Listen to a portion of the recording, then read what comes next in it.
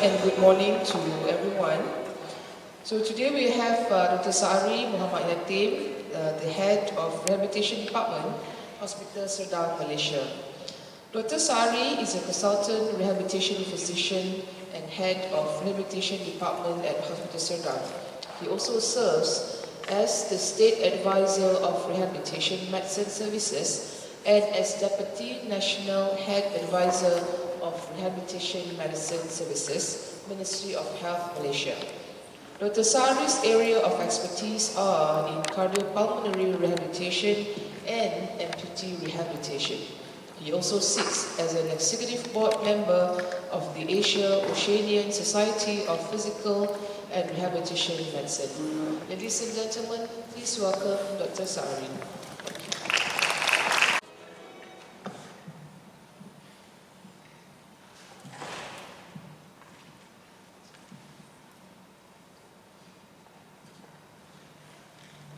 Bismillahirrahmanirrahim. Assalamualaikum warahmatullahi wabarakatuh.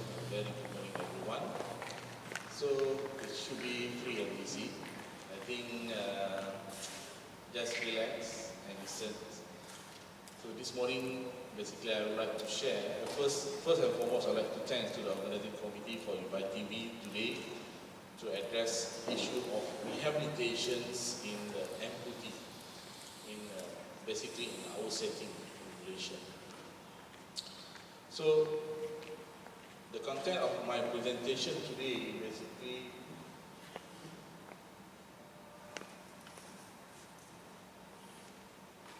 maybe too far.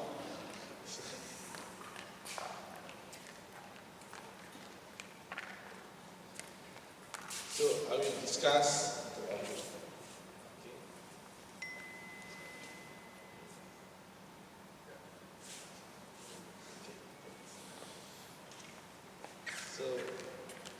give some introductions, cooperation, and about very operative for amputations, level of amputations, rehabilitation process, prosthetics, and some compensation for us. Amputation is not new. Even before centuries, is already there. There are so many techniques that we use, and then I think orthopedic surgeon is here, one of the orthopedic surgeons is here, so we have evolved the techniques as well as the outcome of the amputations. So the tool for the amputation, I hope you can see, okay, we have the old method, the old tool, and then the recent tools that we use, and now they have machines to help them of the amputation. And then for the processes, even this have been evolved. Yesterday you have lectures on processes. So evolve from the old to the new processes. I mean, even before centuries, okay, we already have the first processes that we found. Okay, in Egypt, that was a world first medical prosthetic we found. And then we have evolved from very basic processes up to the high-tech processes. And in recent years processes have come up with new things. In 2018, have been introduced about the neuro-embodied design, in which now some processes, the processes can be integrated with a sensory component, and it can feel some sensations. And with processes, the patient can do a lot of activities. Some of us know about the level of the activities, from the basic level, indoor activities, to the outdoor, as well as the more aggressive activities they can do. And what are the etiologies of the amputations?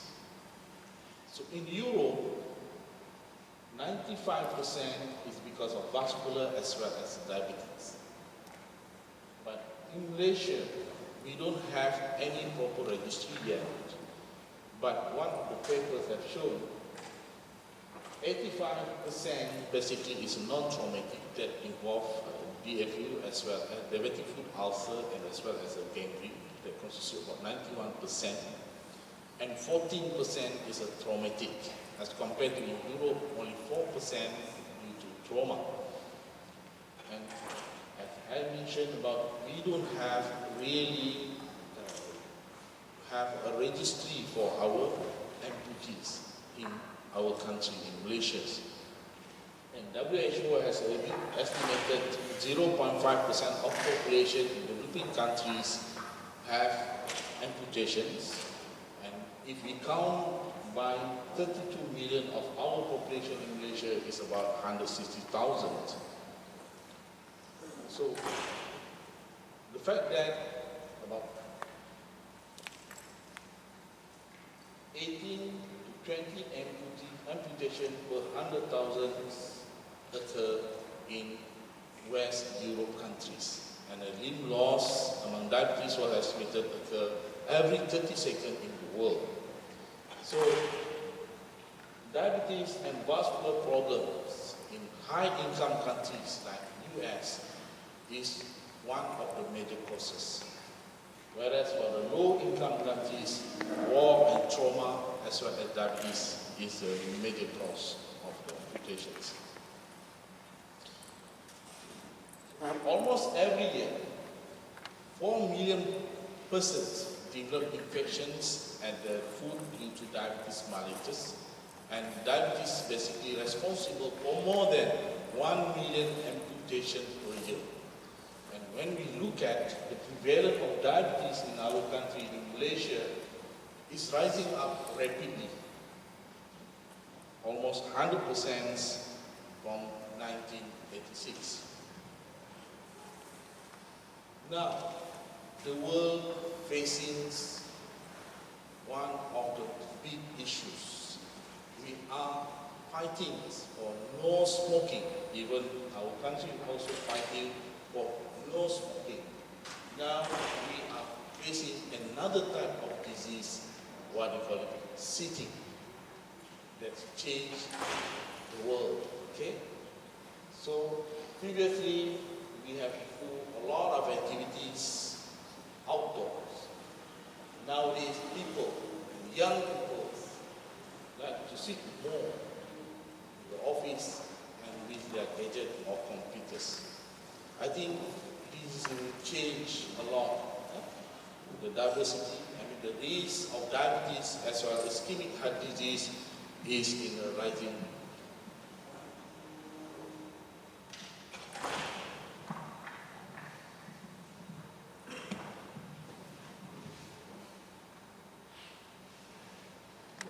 Okay.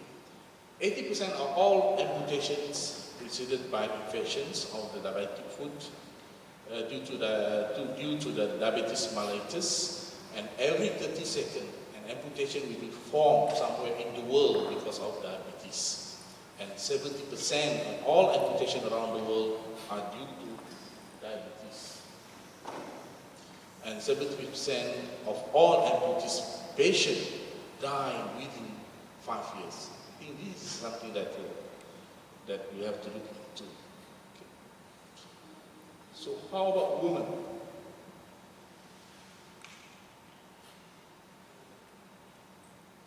How about women? So 75% of all amputees are older than 65 years old, and amputations are performed more and more at older age among women. Okay. And last 15 years, the incidence of amputation in persons older than 65 increased with 25%. And in Netherlands, not in Malaysia, 40% of amputee patients are dismissed after hospital care to a skilled nursing facilities, and 15% to rehab centers, and 11% die in the hospital. How about in Malaysia? In Malaysia, basically, we don't have exact data on this. Most amputee patients is a discharge home. How about the level of amputations in Malaysia? It has been reported that lower limb amputations is more than upper limb amputation. It's about 97.5%. Transfemoral is about 27%, transtibial 72%, and SIMS amputation is 1%. And prevalence of diabetes is increased since 2006 until 2015. So we are waiting for 2018 data, 2019 data for our national health mobility survey,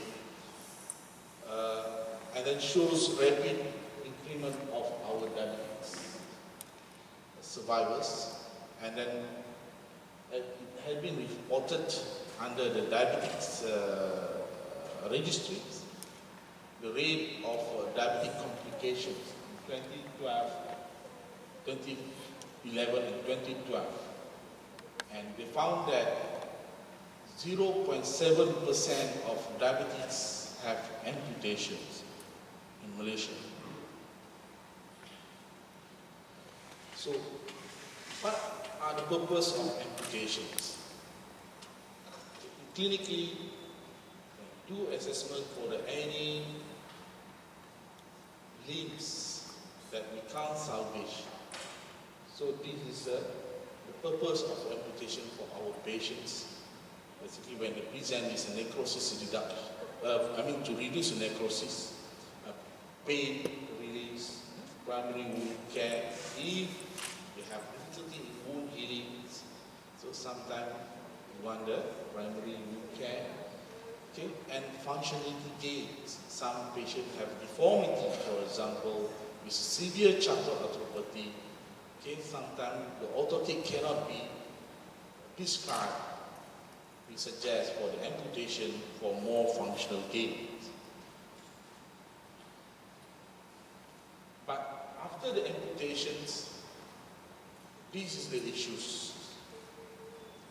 Issue of balance, proprioceptions, strength, conditions, missing leg, as well as the pain. Another thing is about the visual, especially when we have the amputees. More than 90% is diabetes patients. We have the visual issues, and the older age group may have some cognitive issues and issue with the mood.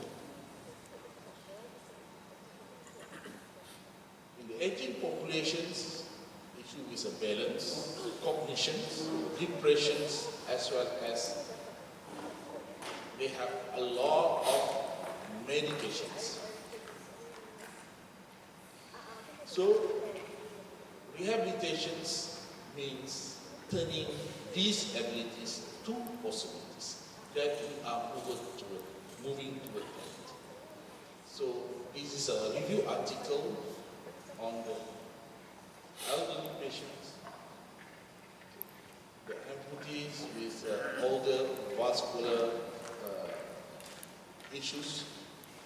Okay, this is a review article that is, I think it's published. The study has been done in Japan. Okay, there are a lot of issues when we want to prescribe prosthesis, whether the patient is suitable or not suitable to prescribe prosthesis in older age group.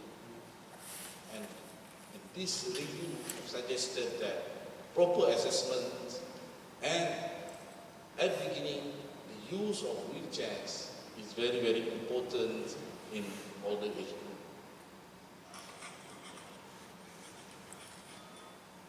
Perioperative consultations.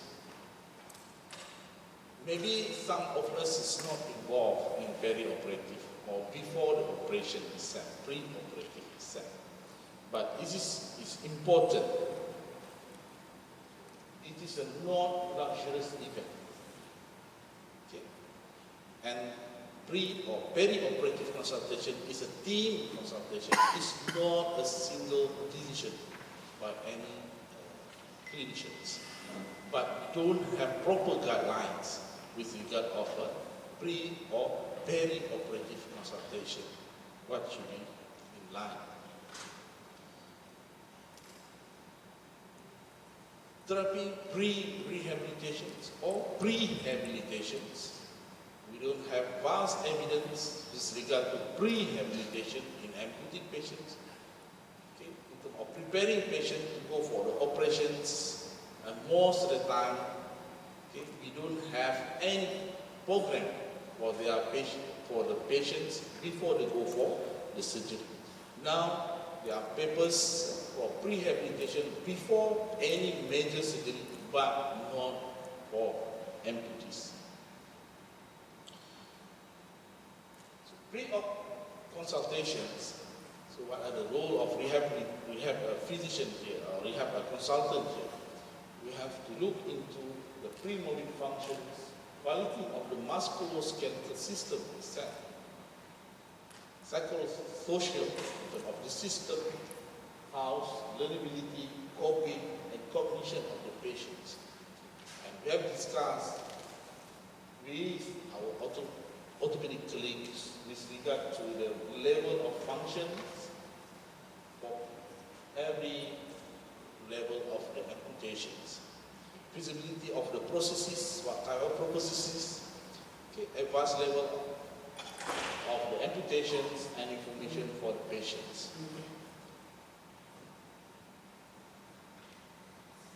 And this is the amputation process.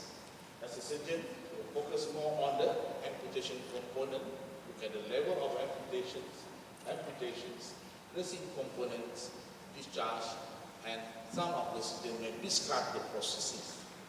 But for physiatrists or rehab physicians, we look at the expected level of function for patients, techniques, length of the stump, position in bed, discharge destination, as well as educations.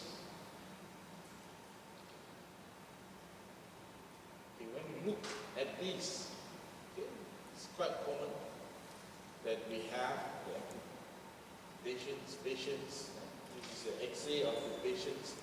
Okay, what do you think about this? Is this acceptable? Look at the length of the fibula, length of the tibia, and whether it is properly beveled or not. Okay, this is we have to train our juniors, especially the junior officers, junior orthopedic surgeons, to properly do the amputations and to reduce risk of any re-amputation or reverse surgery. So, level of amputations is not just a matter of single issues. It's not just wound factors, for example. Okay, we have to look at the limb factors in terms of contractures or any metal like the bone itself. And we have to look into the patient factors. For example, patient have a stroke. And also we have to look at the skin in terms of the blood flows. So the aim in the direct post-operative stage, basically, post-op patient is immobilized, and most of the time they are lying on the bed, and we are focusing more on the wound healing and as well as the pain control. Do some management, residuals, limbs, and wait for maturations and also shaping. And one of the most important in rehab basically is early mobilization program, even after day one post-operative.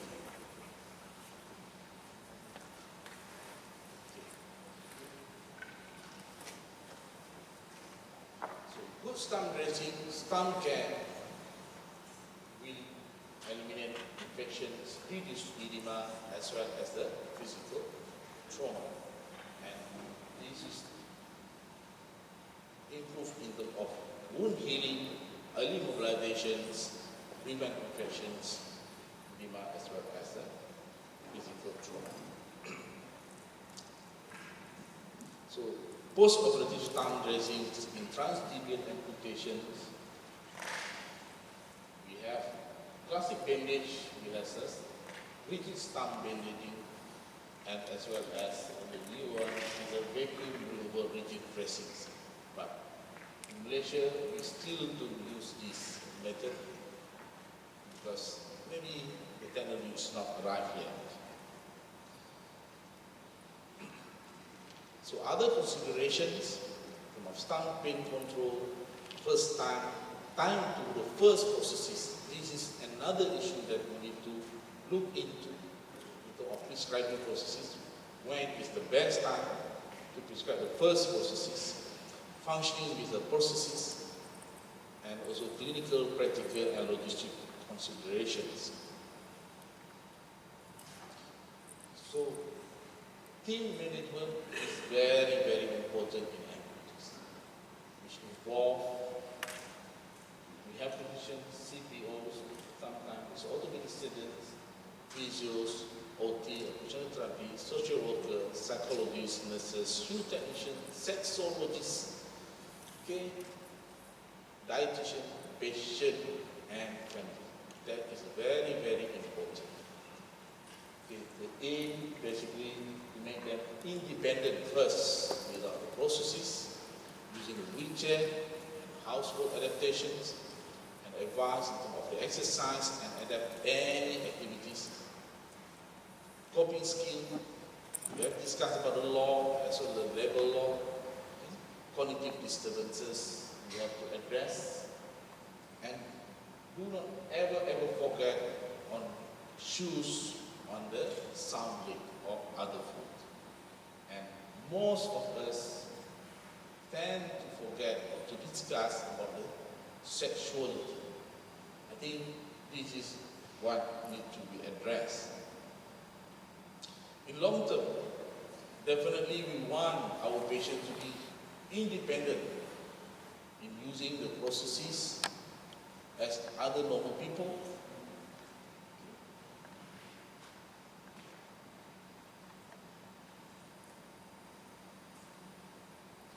And we should address in terms of the pain and also their comorbidities. Look at the activities and mobilities, and look at the psychological as well as when they have immobilities, the risk to get overweight, that we need to look into the processes part, processes component on the body load. And then we have to look into in terms of the prosthesis, whether the patient is suitable to restore with the prosthesis or not, and whether prosthesis within 6 weeks is considered very fast to prescribe to our patients.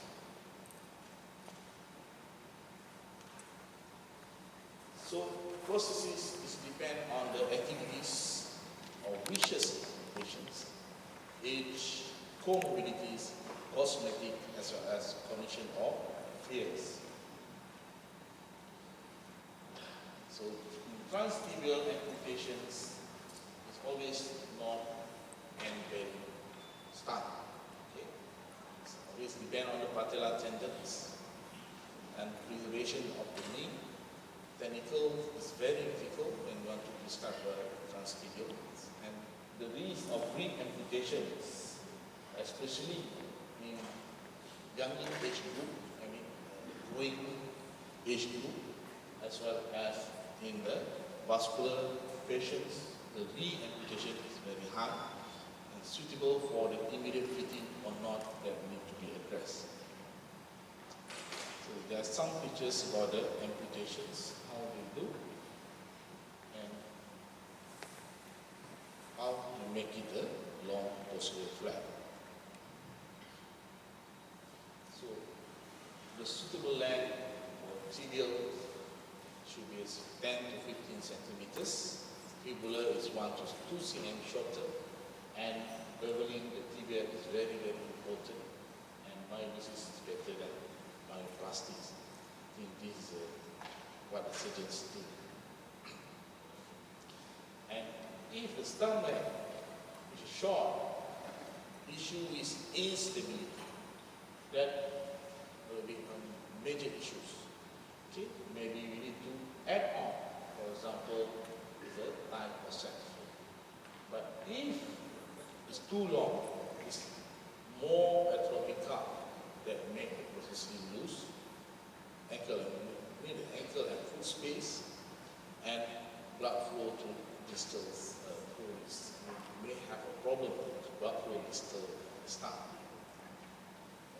Okay. Knee disarticulations.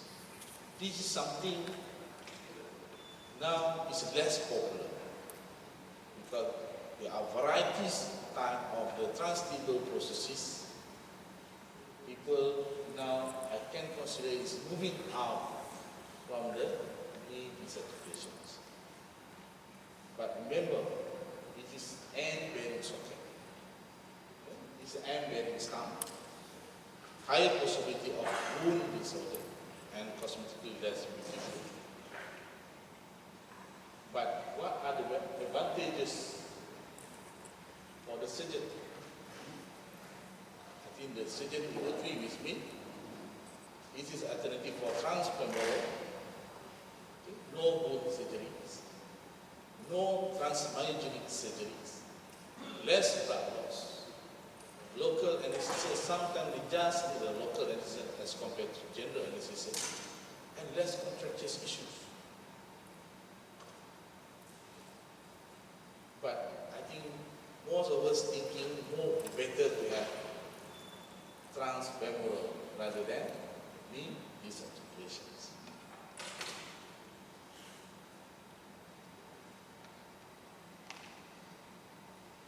So, what are advantages for the patients in terms of the knee disarticulations? This is something that operation that now is lesser and lesser. Okay, when I just have in my clinic, I just have 2 patients with a knee disarticulations. So, alternative for transfemoral amputations, okay, is an end-bearing stump. Basically, patient can stand with his stump on the bed, for example. Okay, and donning or prosthesis is simple, and 50% walk independently, okay, and less contractures issues, especially at the hip, and easily to lift. But disadvantage, because most of us will look at the disadvantage of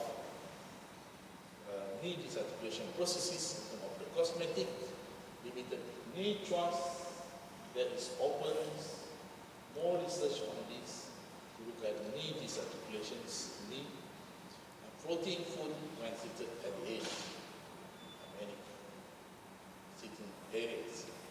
So there are issues also in terms of turning stability in the processes. Transfemoral amputations. This is common if we are talking about the above knee, and mostly no wound disturbance. We have a good healing with transfemoral, very on the ischial tuberosities, and walking demand have a lot of energies. And it is a ischial tuberosities, ischial runners, that most whether we do ischial containment or we use a quadrilateral. The socket is high, but issues at the inguinal regions need to be addressed. Okay, in terms of wheelchair, sitting on the socket, most of the time is a less comfort. And if patient have a long stump sitting in the wheelchairs, there will be a problem. And with hip, okay, the mobility from the hip is less, and then need 10 centimeter space for the knee. That's why suitable length is very, very important in transfemoral.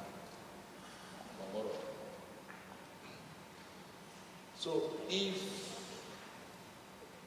the longer the amputation is done, the better in terms of the position of the hip.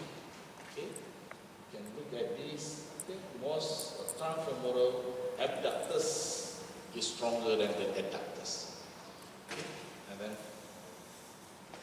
iliac thrust is stronger than gluteus maximus. This will lead to the contractures at the hip level. Okay, this is a myolysis. that they preferred as compared to the myoplasty. Okay? As compared to myoplasty, it means that the muscle is attached to bone. So, as compared to shorter or longer, this is the seat position of the patients and the stability of the sitting. How about double amputations? This is another issue that we are facing, double amputees.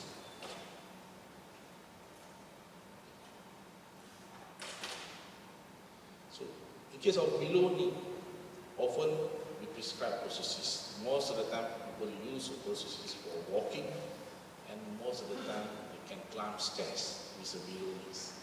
And usually, they are independent, whether inside or outside. But sometimes outside they have some limitations, like just at the flat surface, but have difficulty at uneven surface. But for the above knee, this is a big challenge, especially in this vascular patient. Usually they don't use any prosthesis. They have problem with the transfer. And most of the time they are using a wheelchair. And the risk of fall with a wheelchair is very high among this group, okay? Especially tilting backward, and they may have issue with the toileting also. So, osseointegrations, I think most of us knows about it. So it could be the future and to be expanded more and more with a collaboration with our surgeons. Osseointegration should be promoted more and more. In rehab, gait training is something that is a must for the amputees. So first, we look at about the posture, sitting as well as standing, and even with bearing, or if they use prosthesis, they need to be even with bearing. Okay, proprioception while shifting and with transfer in the stand phase. And advanced training, use stairs, slope, uneven ground, on off a floor, crowded environment, and also using the public transport.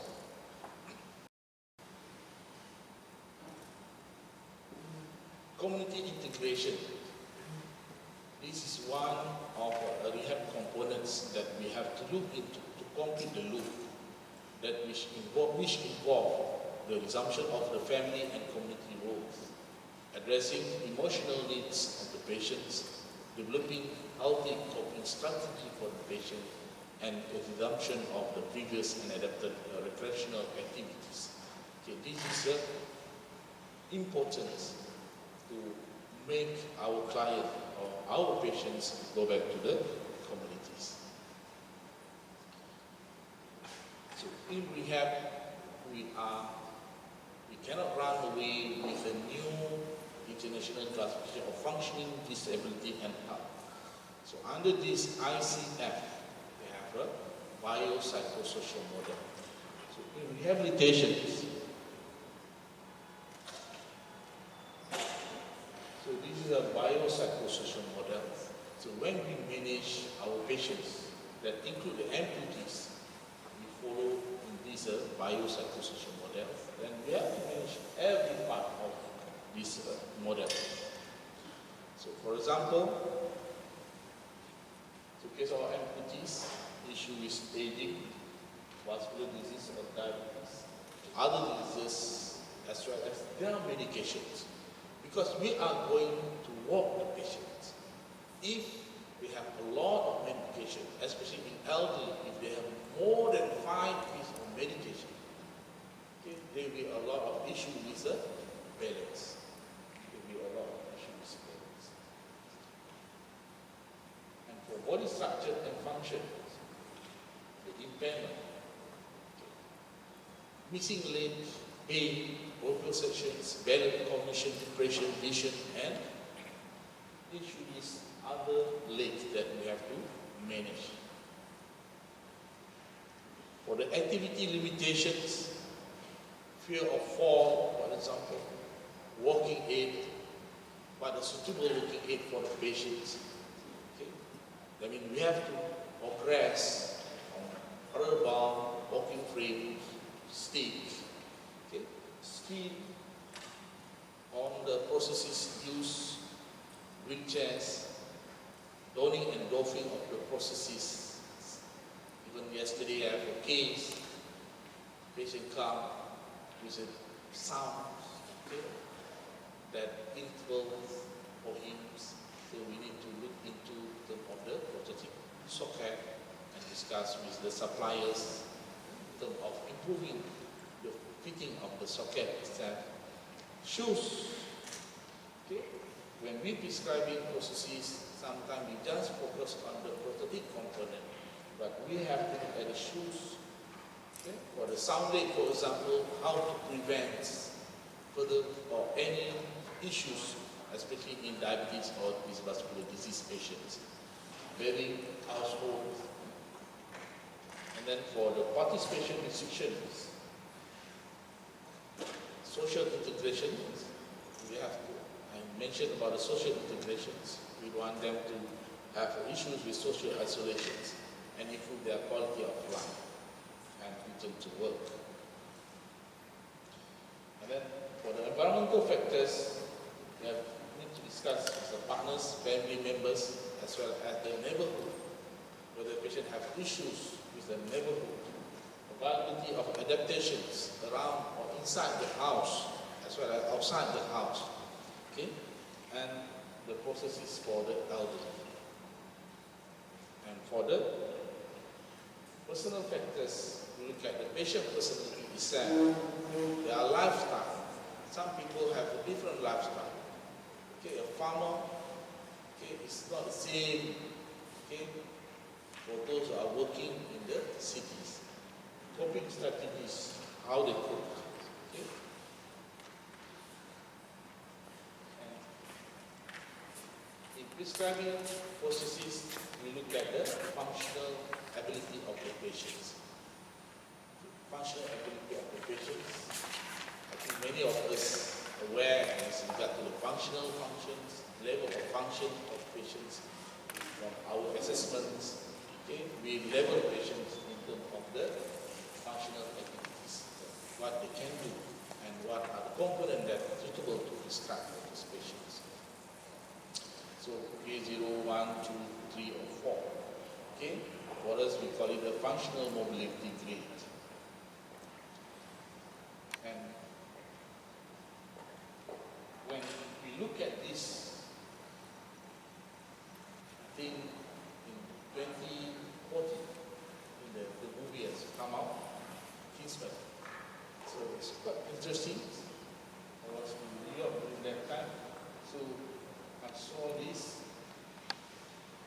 So now, what are the functional levels? You want to say K5? Or you still maintain of K4? Okay? So this is something that we need to discuss. Now is the process is to become a weapon. No matter how extreme the prosthetic rehabilitation is, the quality of the surgery will largely determine physical quality of life. Okay? This is very, very important in terms of the pre- and peri-operative care of the patient, in terms of deciding the length, the time of the amputation that we want to do. Okay? I think by that, thank you very much for your attention.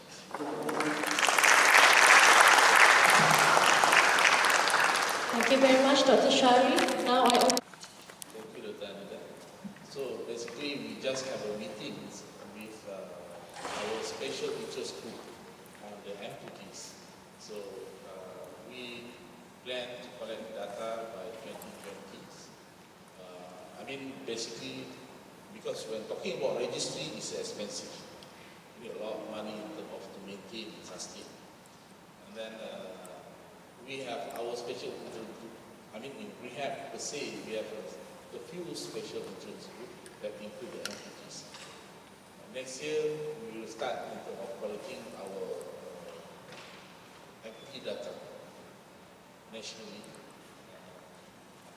Basically, for those who have what's so-called a rehabilitation process, and how much in terms of prosthetic functions, how many prosthetic can be prescribed for that year. Because when talking about the amputation, general amputation data is very vast. Because our Ministry of Health, we have the data, but it's very dirty data. Because it's just ICD-10. We are using the ICD-10 to collect all the data, but then it's considered as dirty data. But it's not easy, basically, for us to go through. That's why we form a special group that we want to make, I call it, our registries properly. That definite, what I call it, amputee patients that need the processes. So we hope by next year we will have it. Actually, we plan for 2021, but we will try to start next year.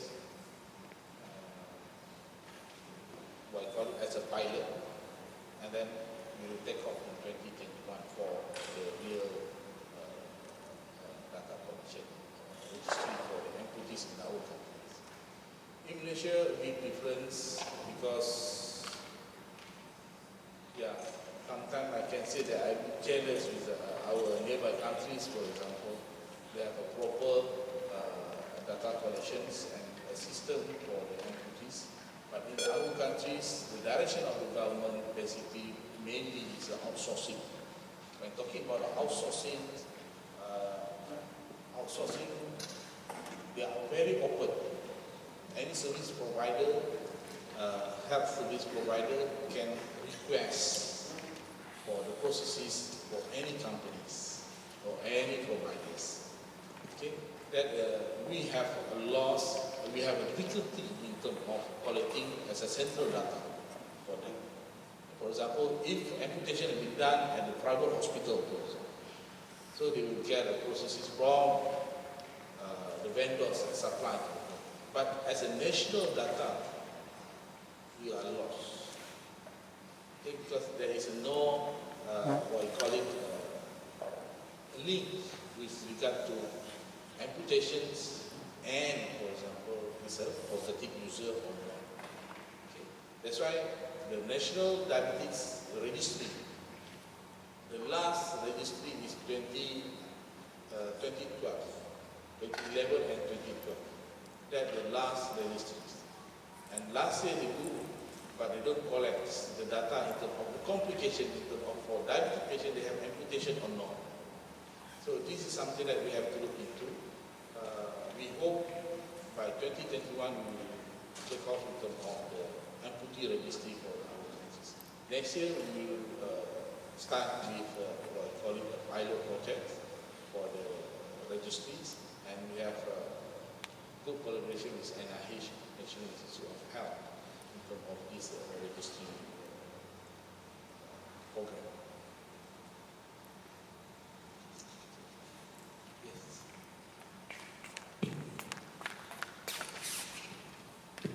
Good morning, Dr. Shari. My name is Chong Weita. I'm actually a right above knee amputee. So, it's very encouraging to see that you're doing such, there's such progressive, research and talk, about amputation from an end-to-end basis, and all the way from how it should be amputated and how, what socket designs would suit the activity level of the amputee and so forth. Now in most professions like engineers, they have an engineering society where they have continuing education. Doctors, I think they have a fraternity where they, they keep abreast with developments in the industry. Like for me, I think as an amputee, when I actually went to visit from the hospital to the prosthesis, I think there was a big disconnect because the doctors don't have any idea what kind of socket you need. And when you go to the prosthesis, they don't seem to spend time to educate you on what your options are. Yeah? I remember my first assessment, they didn't even sort of like assess what K level I'm going to be at, you know, what's my physical condition, and basically they just, you know, gave me a prosthesis that sort of maybe just the standard one that they sell at their place. Eh? So there's a lot of new developments in prosthesis now, you know, like MPCs, there's new socket designs, there's socketless sockets, there are sockets which are sort of like infinity sockets which sort of like grip the bone instead of like the flesh. You know, there's ischial designs, as you say, there's transquadrilateral designs and hybrid designs. Now, for the prosthesis, I think they are the most important people that we need to interact with once we come out of the hospital. And the socket design, as well as the selection of components that we use as we go through our life cycle as an amputee is very important. Are there any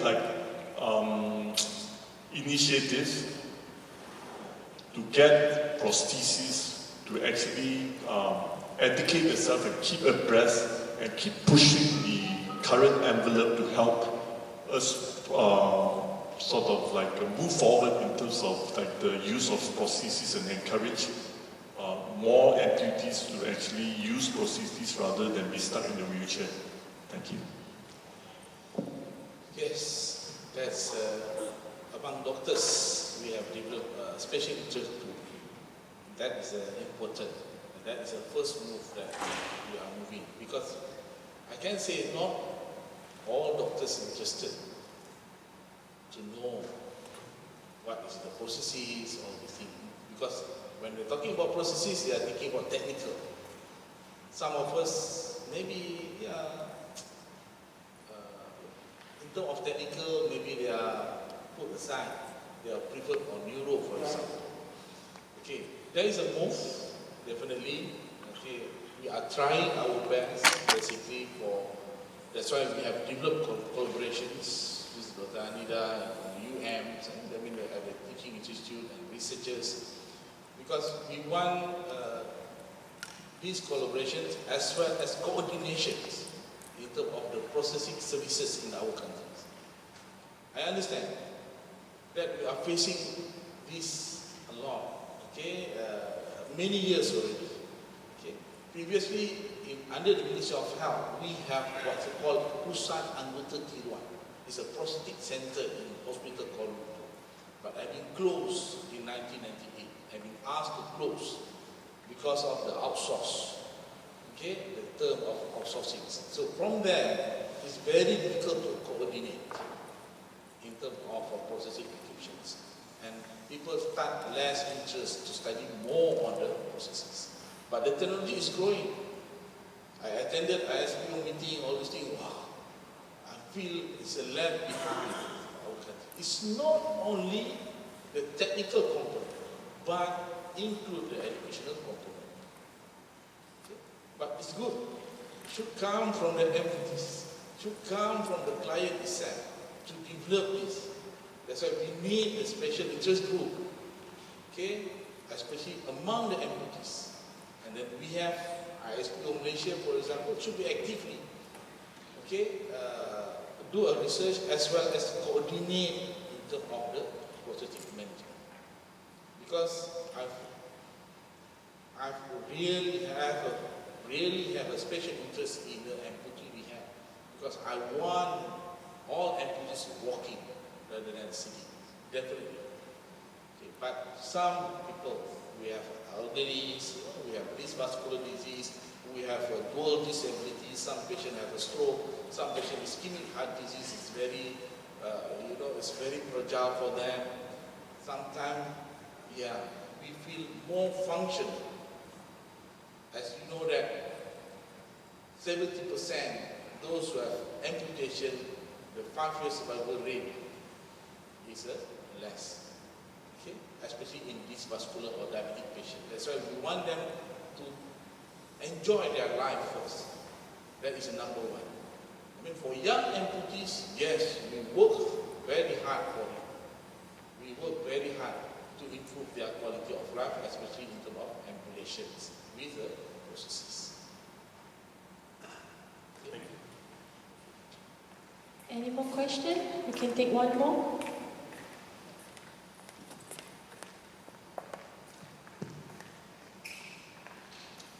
Thank you very much.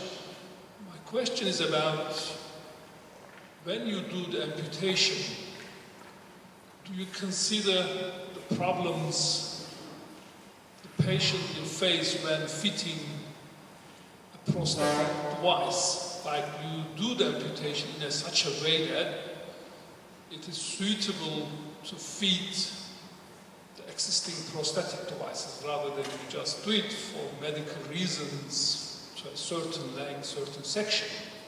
But it then happens that maybe the length is short or too long, etc.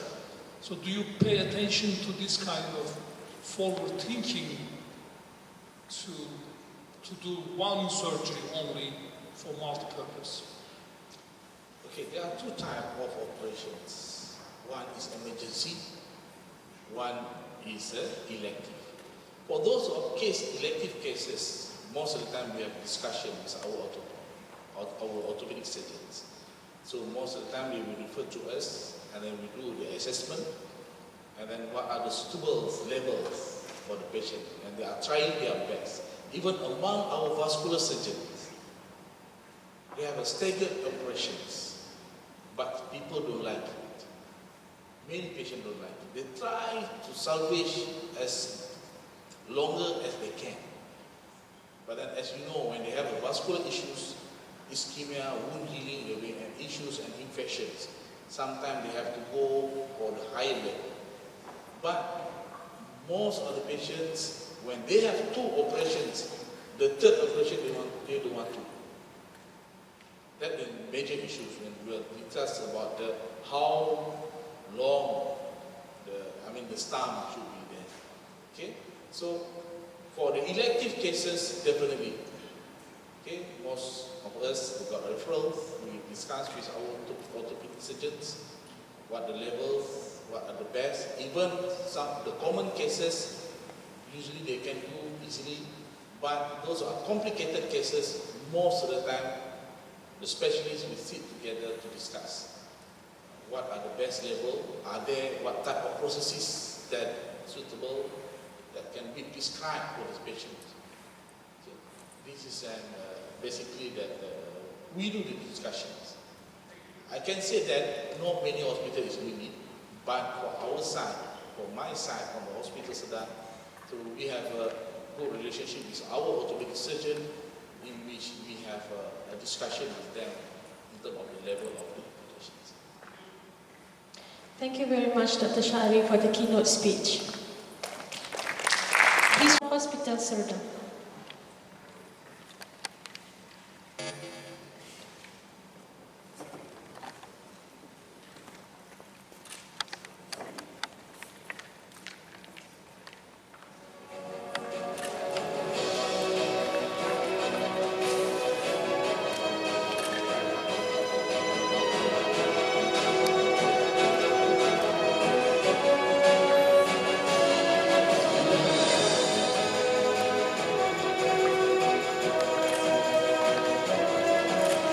Thank you very much, Dr. Shari, and thank you, Dr. Naranita.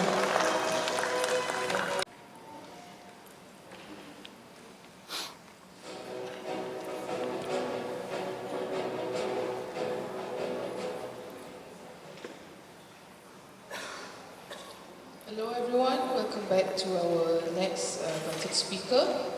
Dr. Chan Chow Quen is from Department of Biomedical Engineering, Universiti of Malaya, Malaysia.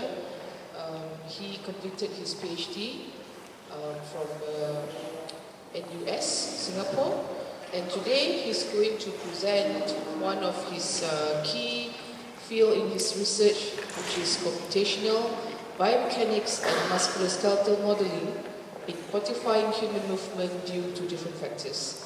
Ladies and gentlemen, I welcome Dr. Chan to the stage. Thank you.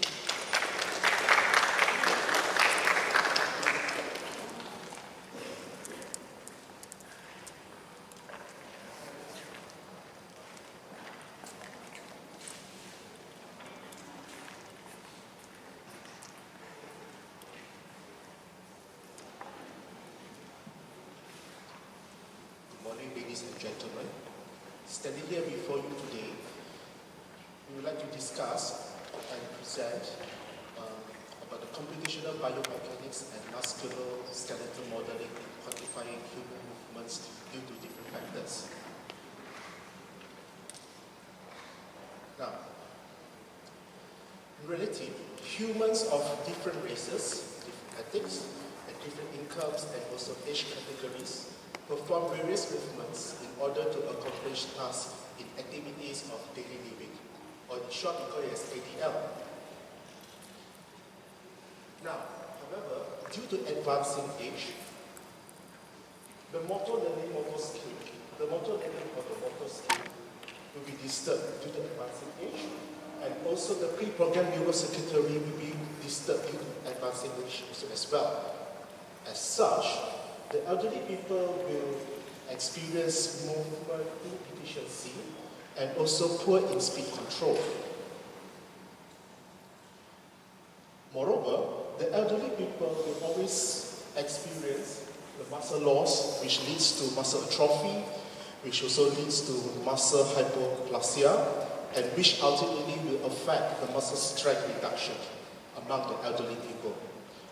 When the muscle strength is reduced among the elderly people, the older people will tend to have mobility impairment, and most of all will experience very high risk of fall and also hip fracture.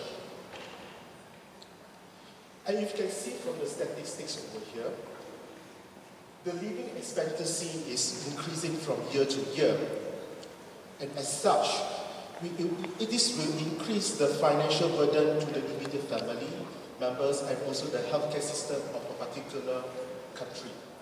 As such, additional costs for medical and long-term care costs is also increased. Now, what is the problem over here? We are trying to have a comprehensive assessment of the movement among the elderly people and also the young people. So over here we are going to assess in terms of movement, in terms of qualitative study and also the quantitative study. So at present, most of the studies, they focus more into the quantitative studies, which is based on the kinetics, kinematics, and also the energetics and also the muscle activation point of view. However, the qualitative study and assessment of the human motion is not well discovered. So what is this qualitative assessment? Qualitative assessment is more into the muscle fiber characteristics and also the muscle dynamics of the human motion, all right? Which is not fully explained and elucidated at this point of view.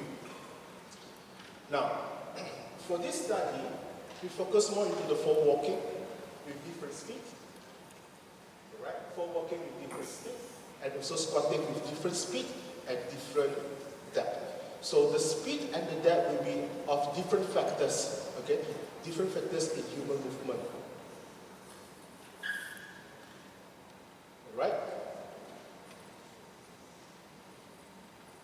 So if you can see from here, from this study over here, right, most of the papers and the current research now focuses more onto the kinematics, kinetics, and also the energetics, but at most they focus more into the muscle activation, or we come here from the EMG, okay, electromyography signals.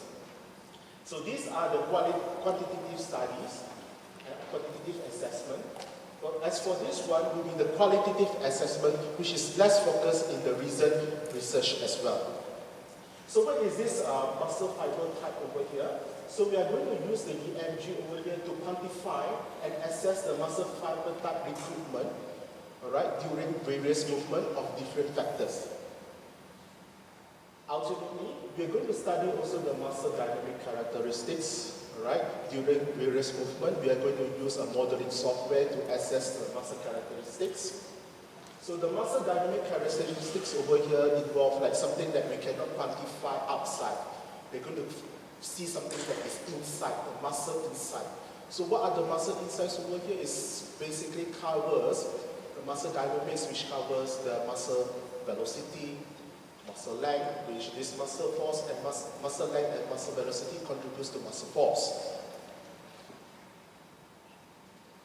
So we recruit the young people and also the elderly people so that we can have a comparison between the young and also the elderly people. So we recruit only the young one at this moment. So we use the human motion lab, which comprises high-speed cameras to capture the trajectory of the participants or of the subjects. So we put in all the plug-in marker sets over here. Then we have the ground reaction force plate sensors to measure the ground reaction force. And then we have also the EMG sensors. We have the EMG sensors which are placed on the important muscles. The important muscles are based, the placement of the muscles are based on the functions of the muscles, which are of the hip flexors, hip extensors, the knee flexors, knee extensors, ankle dorsiflexors, and also the ankle plantar flexors. So the characterization, the differentiation of the speed is based on the formula that is stipulated over here. Look at this paper over here. And then for the squatting also as well. Alright? So we have the half squat, we have the normal squat and the deep squat. So the half squat is from 30 to 70 degrees of deflection. As for the normal, we have from 80 to 110 deflection. And for the deep, it's more than 110 deflection. As for the speed, we use the metronome to control the speed of the squatting. So for the slow, we use as like this. The beats per minute, as stipulated over here, for the normal is 60 BPM, and for the fast will be 50 BPM, beats per minute. Alright? So these are the results. Okay, for the forward walking, this is the spatial temporal. If you can see, as the speed increases, all the spatial temporal parameters also increase in speed. So these are some of the kinematics outcomes. Kinematics outcomes consist of the angles, the joint angles, and also the joint angular velocity. And then we have the joint kinetics, we have the joint moment. And then we have the energetic components, that will be the joint power, which is stipulated over here.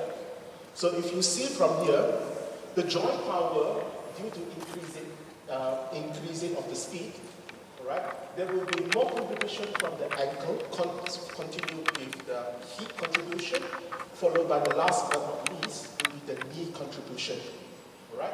So if you can see that, due to increasing of the speed during forward walking, ankle contributes more, followed by the hip and followed by the knee. This is in terms of the kinematics point of view. So if you see from the squatting, we also have some graphs over here, results over here. So if you see from the joint power point of view, we can see that the knee and the hip plays more important role during squatting, particularly with different speed and also different depth. Alright? Now, we have already discussed about the kinematics in movements, particularly in forward walking and also squatting, due to different factors. There will be the speed and also depth. But we are going to further quantify in terms of muscle activation. So from the muscle activation over here, or in other words, we call it as muscular activation, we obtain the raw signals from the EMG signals. There will be the electromyography signals. So the signals will be filtered and then rectified, and then the linear envelope will be obtained. From this linear envelope over here, we are going to determine the peak muscle activation. We are going to determine the time to peak muscle activation, and also the mean muscular activation. Now you see from the results, these are some important results for walking. This is for walking also as well, the time to peak muscles. So these are the squatting muscle activation. So this is also the muscle activation for squatting.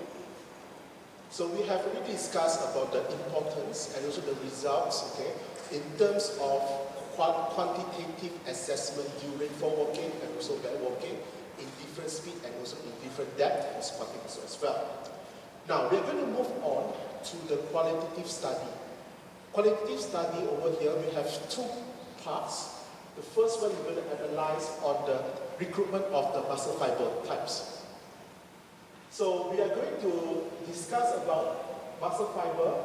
So we have the slow twitching muscle fiber and also the fast twitching muscle fibers. So the slow twitching muscle fibers over here consists of the slow contraction speed, slow twitching speed, and the fast will be the fast twitching speed for the fast twitching muscle fibers. Now, the muscle fibers over here changes in the composition of muscle fibers, and the muscle fibers also changes in cross-sectional area of the muscle fibers. Due to advancing age also as well, the muscle fiber types becomes increasingly grouped. And interestingly, there is a switch to slow twitch muscle fiber among the active elderly people, and also the fast twitch muscle fiber, particularly in the inactive elderly people. So how do we going to quantify or extract the data for this muscle fiber type recruitment during various movements due to the various factors such as speed and also depth? So firstly, we are going to obtain the raw EMG signals. Then subsequently, we are going to filter it. And then we are going to convert this signal from the time domain to the frequency domain via the FFT fast Fourier transform method. Thereafter, mean frequency and median frequency will be the indicator for the determination of the recruitment of the muscle fiber type during various factors, during various speeds, and also various depths as well. And we have discovered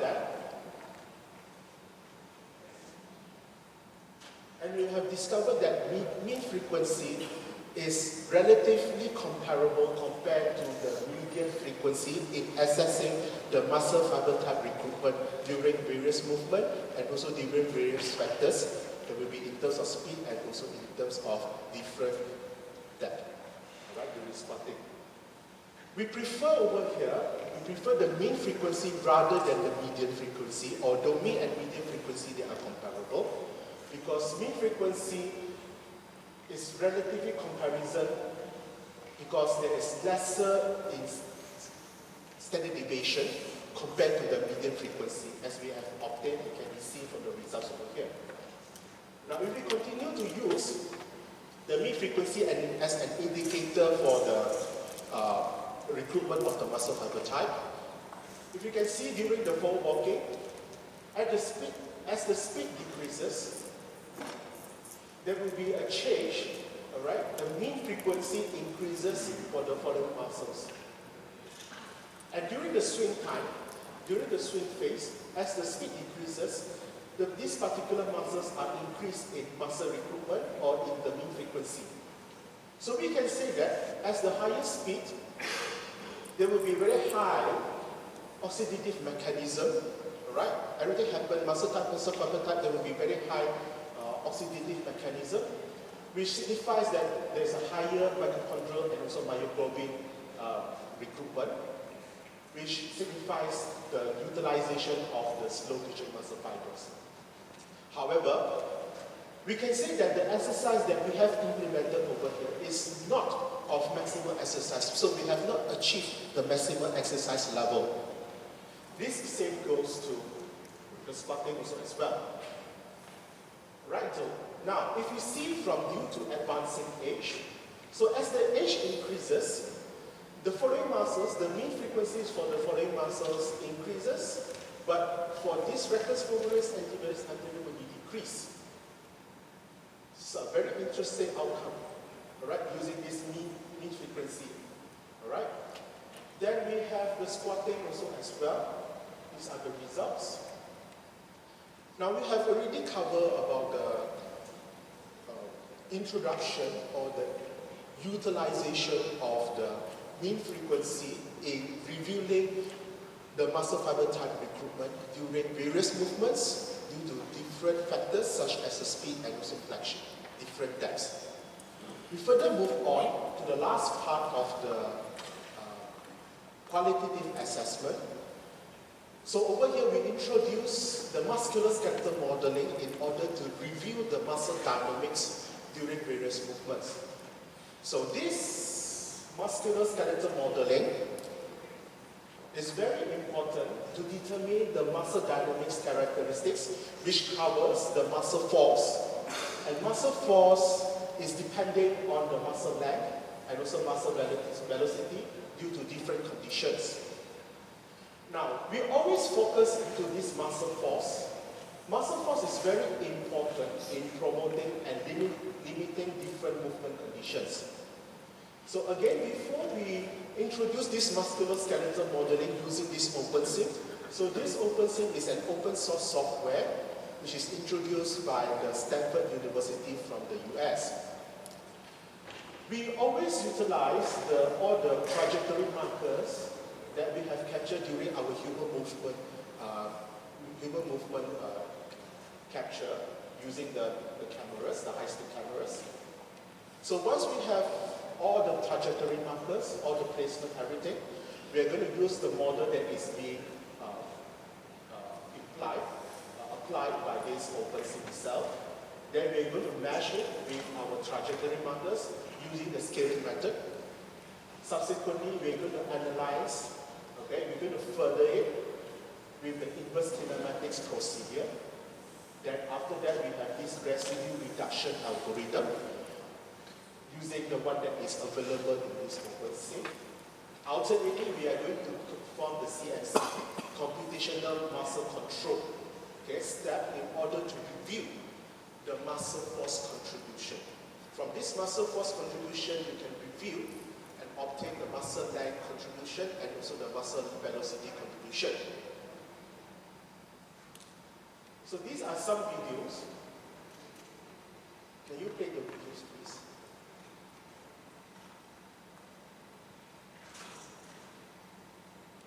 So this is for the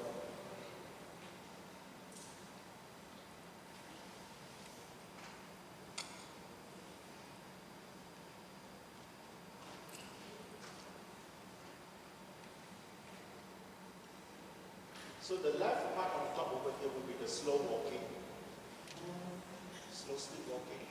The next one over here will be the normal speed walking, which is relatively faster than the slow walking. Then this down part over here will be the fast walking, which is relatively faster than the normal speed walking. So once everything is done, you need to ensure that is in the upright position, upright posture during the simulation.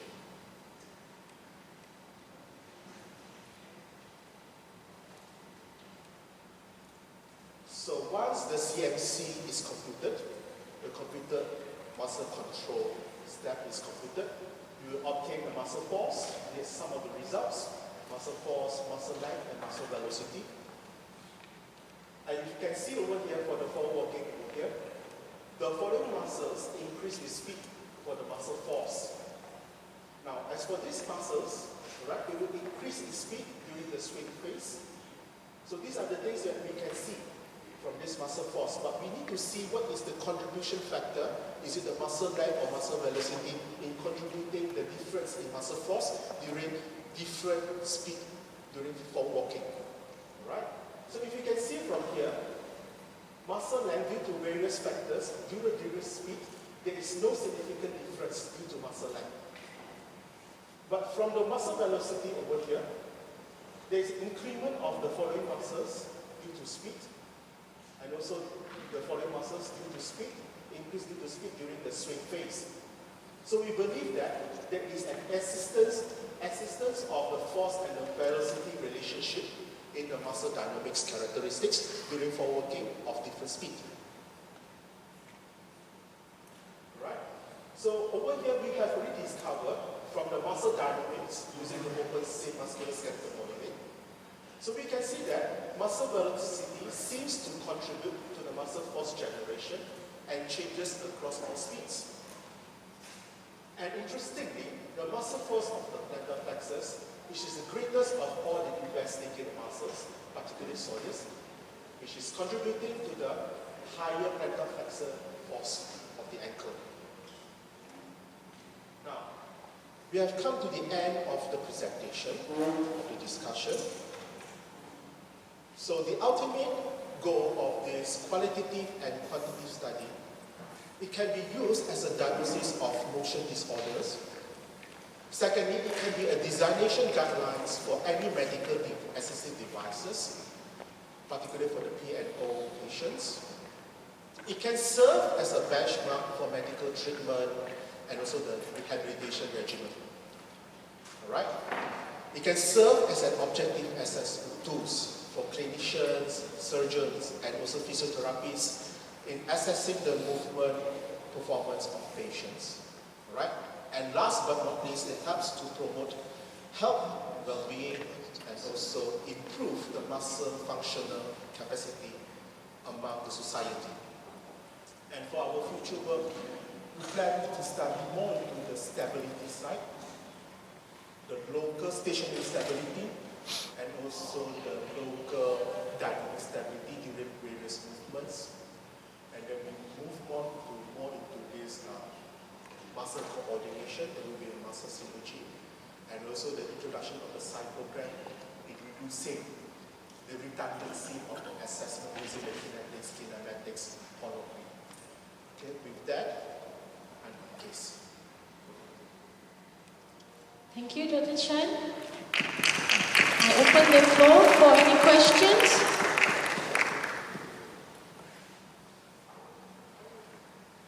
Any questions to Dr. Chan on computational biomechanics and musculoskeletal modeling in quantifying human movement due to difference factors? Any questions? No? If no question, then I'll thank Dr. Chan for your speech. Please remain on the stage, Dr. Chan. I would like to invite our co-chairman, Dr. Siva Jyoti, to give the certificate of appreciation to Dr. Chan for his talk today.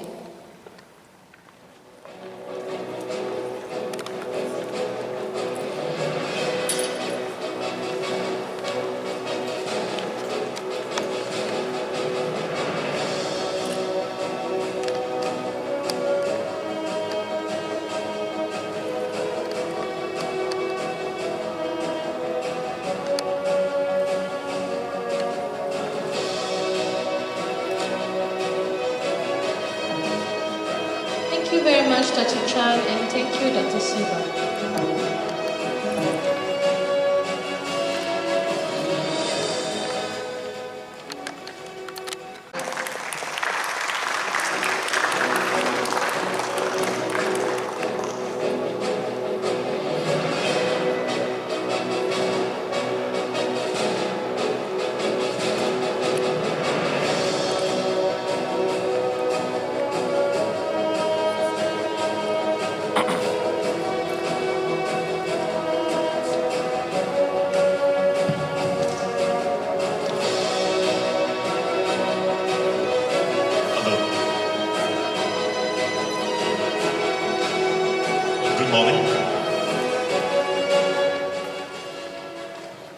Hi, my name is Wei Tan.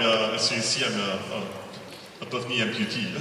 So can I just get the gauge of who the audience are? How many of you are doctors or sort of practitioners? Okay. How many of you are prosthetists? How many of you are vendors for prosthesis equipment? So just to gauge, so I take it that everybody here is mainly sort of practicing in the medical profession or either in the prosthesis profession. So let me go through a bit of what I've gone through. Okay, I stand corrected. So I really like this slogan because it describes me.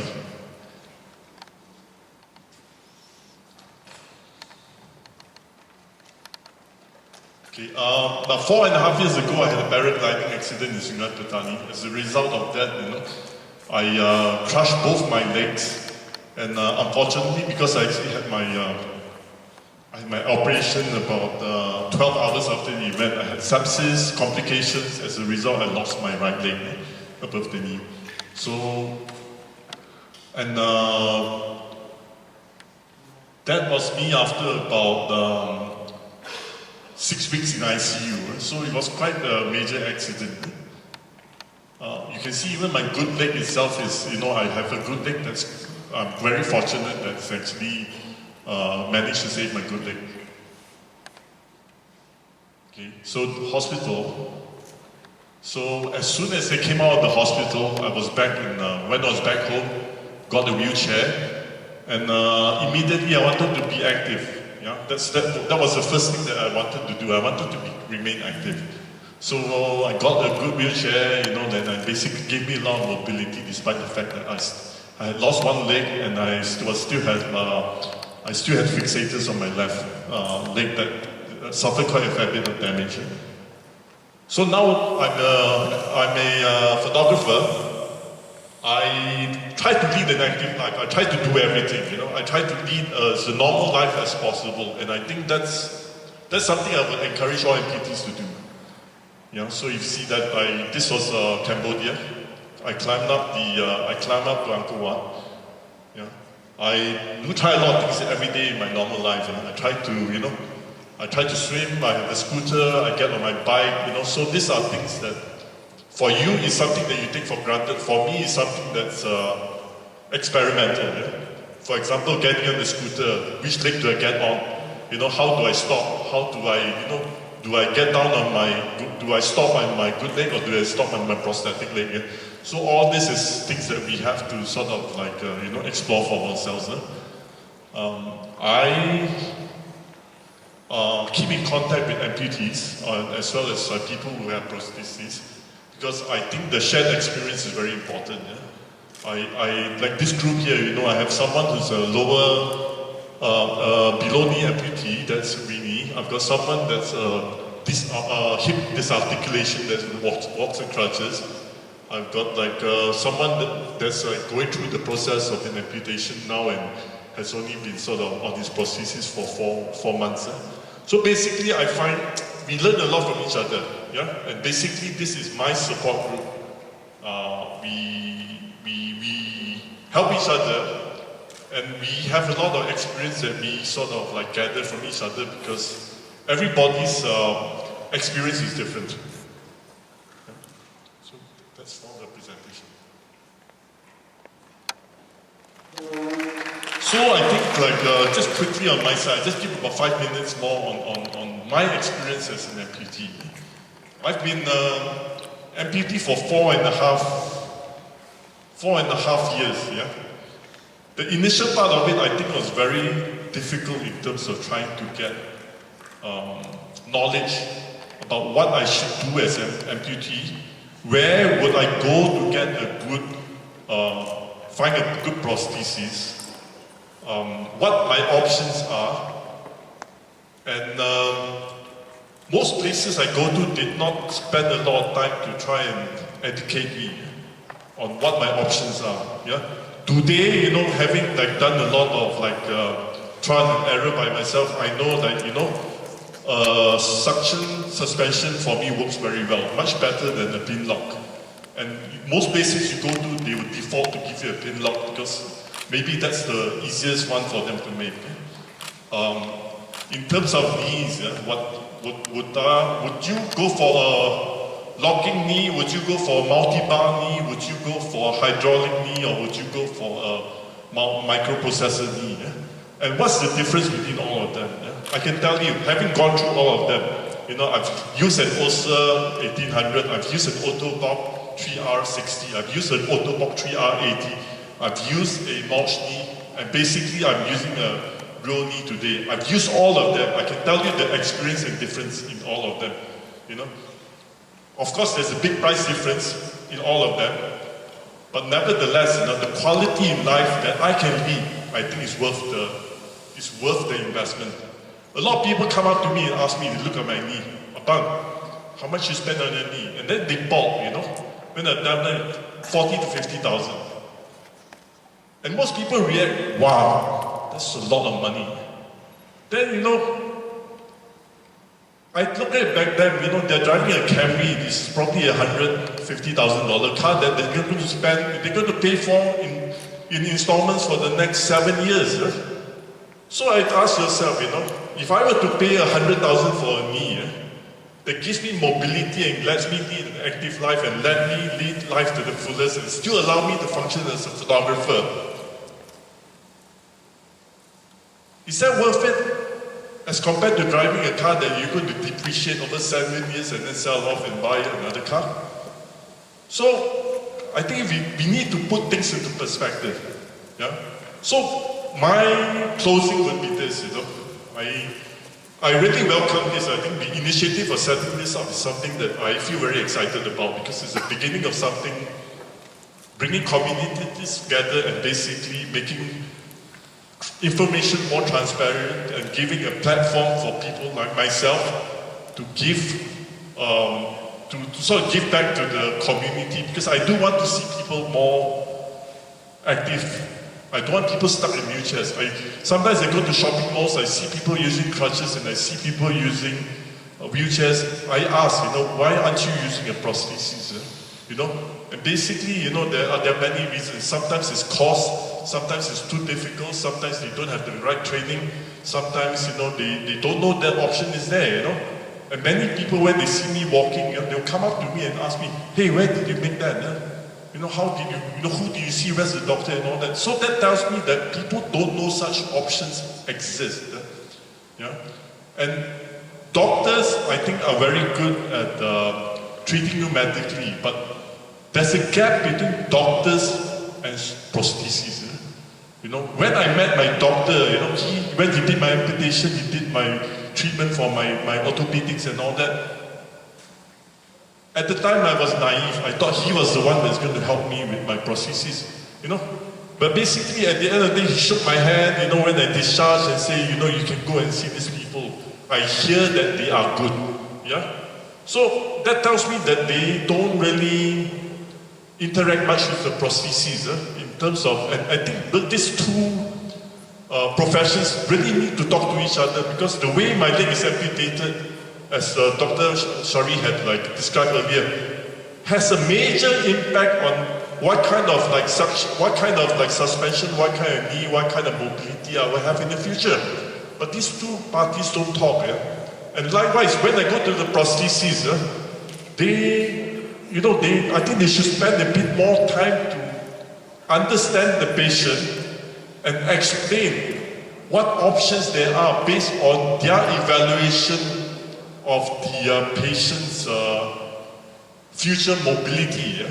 So obviously, you know, you want the patient to be as mobile as possible. Yeah? So, and you know, like the kind of equipment that you recommend makes all the difference. You know, if right out of the gate you give someone a locked knee, then, you know, and they're not going to be able to afford to buy a better knee for 2 or 3 years, they're stuck with that knee. Yeah? Yeah? Or young person, I see some young people, they instead of going for a more active knee, they get recommended a default knee. And I think that's not doing good service to the person that has aspirations to be more active in their life.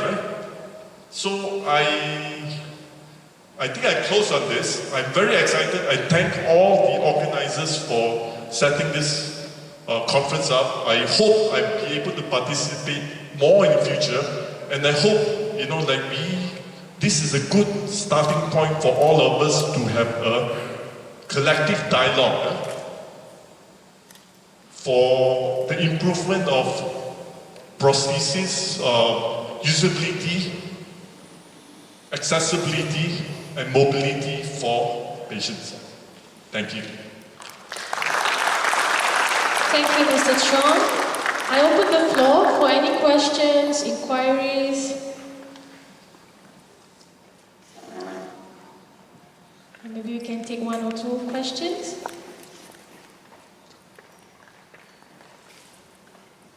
Thank you for this inspiring talk. I can see the positive spirit and mood you have. That's great, I think. Thank you.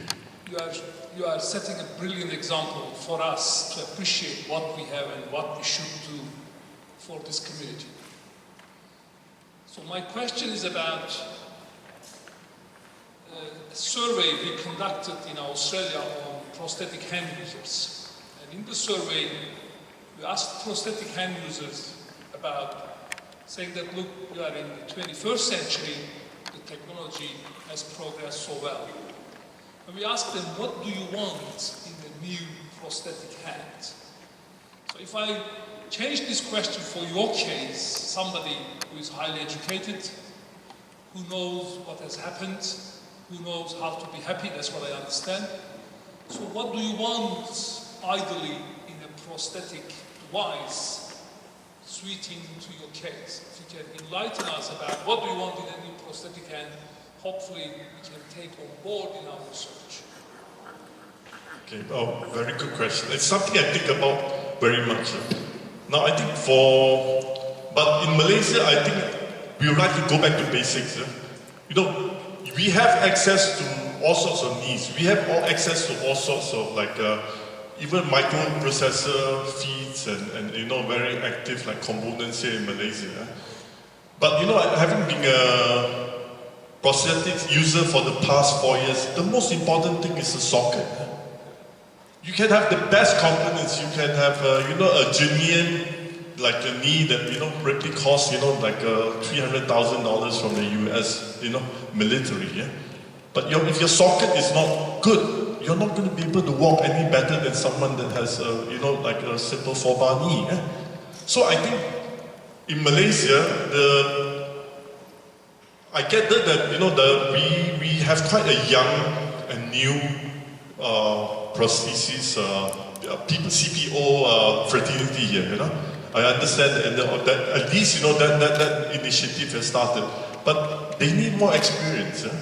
They need to actually you know fit more people, and they actually need to fit people with the intention that they want to push the envelope and get them walking better and fitting better with their sockets. So for example, for an above knee amputee like me, you know, like what are the options? You know, you have the you know typical one, they'll go for an ischial containment socket or they'll go for a hybrid socket, you know. But some people don't even know what socket they're making. They're just making based on experience. Yeah? And they know that you know you have to sit on the ischial seat. They know that it has to support you, you know, some weight bearing at the start. They know that it has to give you some like support around the thigh, and basically, you know, I get the feeling there's not a lot of science in it. Yeah? And so I think that and this you know making a good socket is not pure science. It's not pure art. It's a good balance between that and someone that with a good sense of like a feel and experience, and someone that's able to like communicate well with the patient. So before we go to any, my hope is that you know like we can elevate you know the skill level of like prosthesis in Malaysia so that they can make to begin with a good fitting socket. The rest is gravy. The rest is a bonus. The rest are things that we can, you know, upgrade like an engine of a car, you know. But for a car to run well, it has to have a good set of tires. It has to have good suspension, and basically that's the same with a prosthetic socket.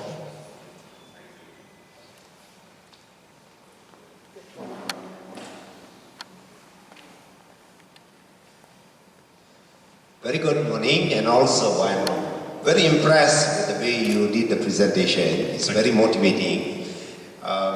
You're looking at life very positively, and a positive approach is really motivating for me. The thing is, talk about the awareness. People don't even know such prosthetic limbs is available. This is common in Malaysia. How can we tackle this problem? Because I've seen nobody talks about it. I've met some people with no leg and all those things. They're living with either in a wheelchair Or they have some other alternative things. They don't really go for a scientific prosthetic limb and all those things. How can we create the awareness? Or is it a responsibility of the hospital and the doctors to educate the people there's such thing is available and tell them how to use them and all those things? Do you think this option is available currently? Okay. Thank you for the questions. Thanks for the encouragement. What I will say is this, the good news is it's getting better.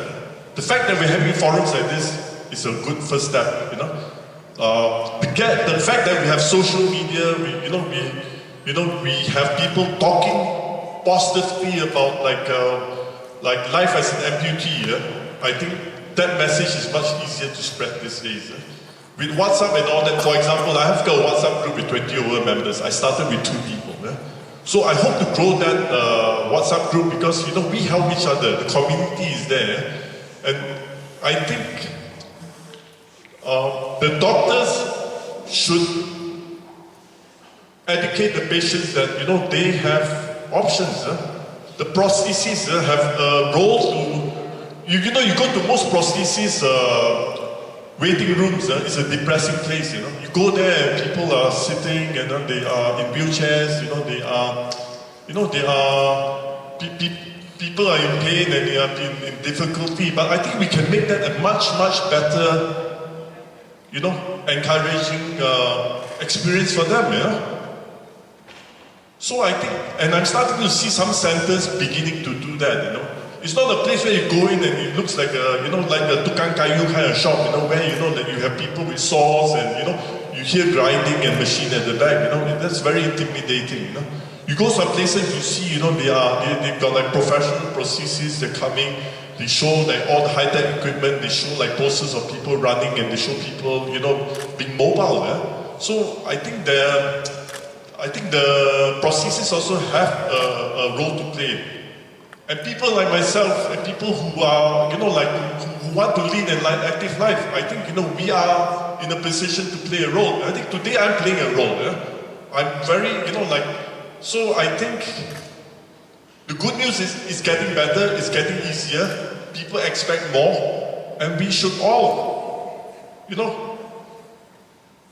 up our game, to make sure that we don't just do whatever we've been doing for the past 20, 30 years, Technology is changing, expectations are changing, and therefore, I think I'm very excited. It's a good development that's happening today. Thank you very much, Mr. Chong. I think we'll save any other questions for the second speaker because we have another speaker that is actually a prosthetic user as well. Is it possible? Okay, can we save the questions for another speaker? I think you can meet me at the back later. I'm going to be around, for later part of this afternoon as well. Thank you. Okay, Mr. Chong, can you please wait on the stage? I'm calling upon Dr. Noranida to give a certificate of appreciation to Mr. Chong Wei Tan.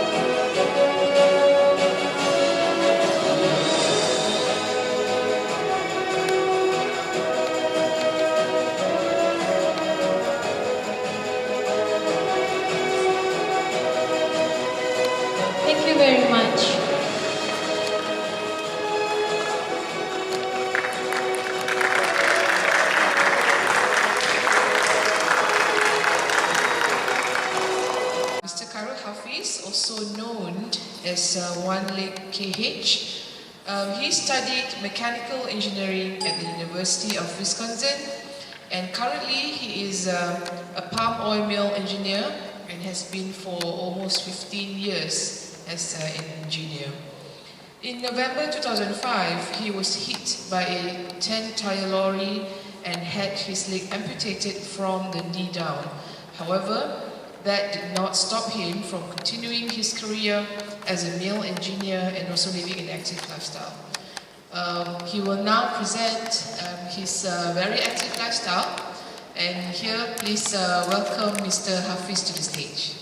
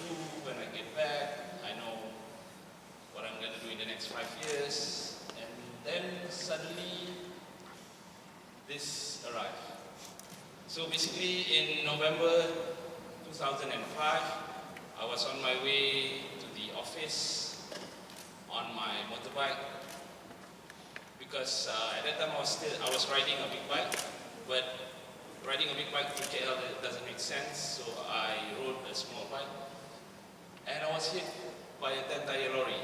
So what happened was, well, this is not the lorry that hit me. This is from a Google image. What happened was he hit me from the back. I went underneath the lorry and out from the rear axle. It was a miracle that I survived, and I was conscious all the way from the time that they picked me up, put me in an ambulance. That was 7:30 in the morning, and I had my operation at 1:30 in the afternoon. So the whole, 6 hours, I can feel every single pain. The pain felt undescribable. Let's just put it that way. Okay, so, alright. Okay, this was me in the hospital. Because I was conscious, I did not allow the doctor to amputate me there and then. I had an argument with the doctor. The doctor said, oh, you have to accept the fact that you already lost your leg. And I told the doctor, you also have to accept the fact that you have to save my leg. Me being the hard-headed guy that I am, always arguing, I tried to look at it from the positive side. I said, maybe the leg can be saved. So the first operation, they tried to save it, it didn't work. Second operation, they tried to save it, it didn't work. Third operation, they tried to save it, it didn't work. So the doctor told me, Hafiz, we have arrived at the junction. Okay? Now you can continue and try and save the leg, which will take about 12 or 13 more operations. At the end of the day, it might not be able to be saved, or you can amputate it today. I told the doctor, allow me to sleep on it, pray to God, maybe He will give me some sort of sign. So in the morning I told the doctor, I talked to God. So we tried 3 times, it didn't work, so I know I'm destined to lose my leg. So please go ahead with the operation. Okay, so cut things short, I got my leg amputated. I was in the hospital for 13 days. I was back home for 6 months because funny thing is the amputation was the first wound to heal. I have other injuries that took longer to heal. Okay, so this is me. What's that? Wheelchair shopping. Yeah, wheelchair shopping because during this time my only option to move was a wheelchair.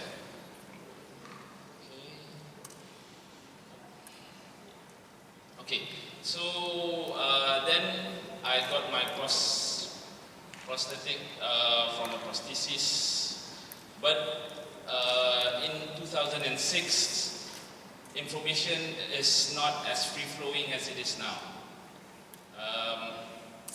I had to do my own research. Internet was not at the edge of your fingertips, so I had to ask my cousin to do some research for me. I don't even have any streamings at home at that time, and I was stuck on the bed. So, but I was determined that I don't want to live like this. I don't want to live on the bed. I don't want to live on a wheelchair. I want to live the life that I had planned back when I was in college. So, okay, this is the same wheelchair that I bought, but this is in Sepang Circuit, Sepang International Circuit. I was the first amputee to ever lap the Sepang Circuit on a motorcycle. This was back in 2007. At that time, I was, this actually happened because of a chat that we had during a meeting with my friend. It was a dare actually. They said, oh, why don't you try and ride in Sepang? I said, is that a dare? I said, yeah. So I took the dare and there I was, 2007. Yeah, that's me. This is me on another bike. As you can see, I was the first to sport the disabled logo on my motorcycle. I was proud to wear the logo because whenever I went back into the pit, I took off my leathers, I took off my leg, and people's jaw dropped because they got passed in the circuit by a one-legged guy.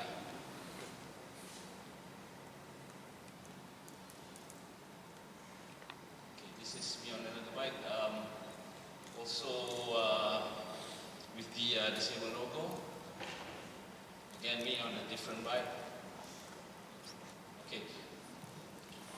So after Sepang Circuit, I decided to ride further than just KL or Genting.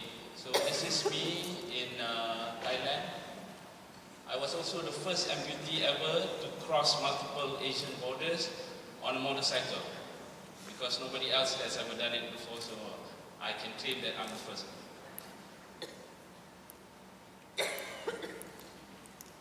This is me with my wife, who is also here supporting me. This is at the Myanmar border, Mysore. This is in Thailand. I rode to the Golden Triangle all by myself back in 2013. It was a 11-day journey up and down.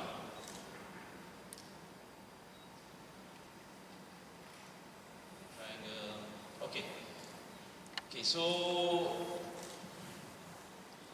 I had, because I've been riding for, even before I lost my leg, so motorcycle has been my passion, and I got that checklist crossed, so I figured what would be next. So next I challenged myself, can I run with this leg, because I know that this leg, this is a basic pin lock with the basic foot, but I wanted to challenge myself. Say, can I run with this leg?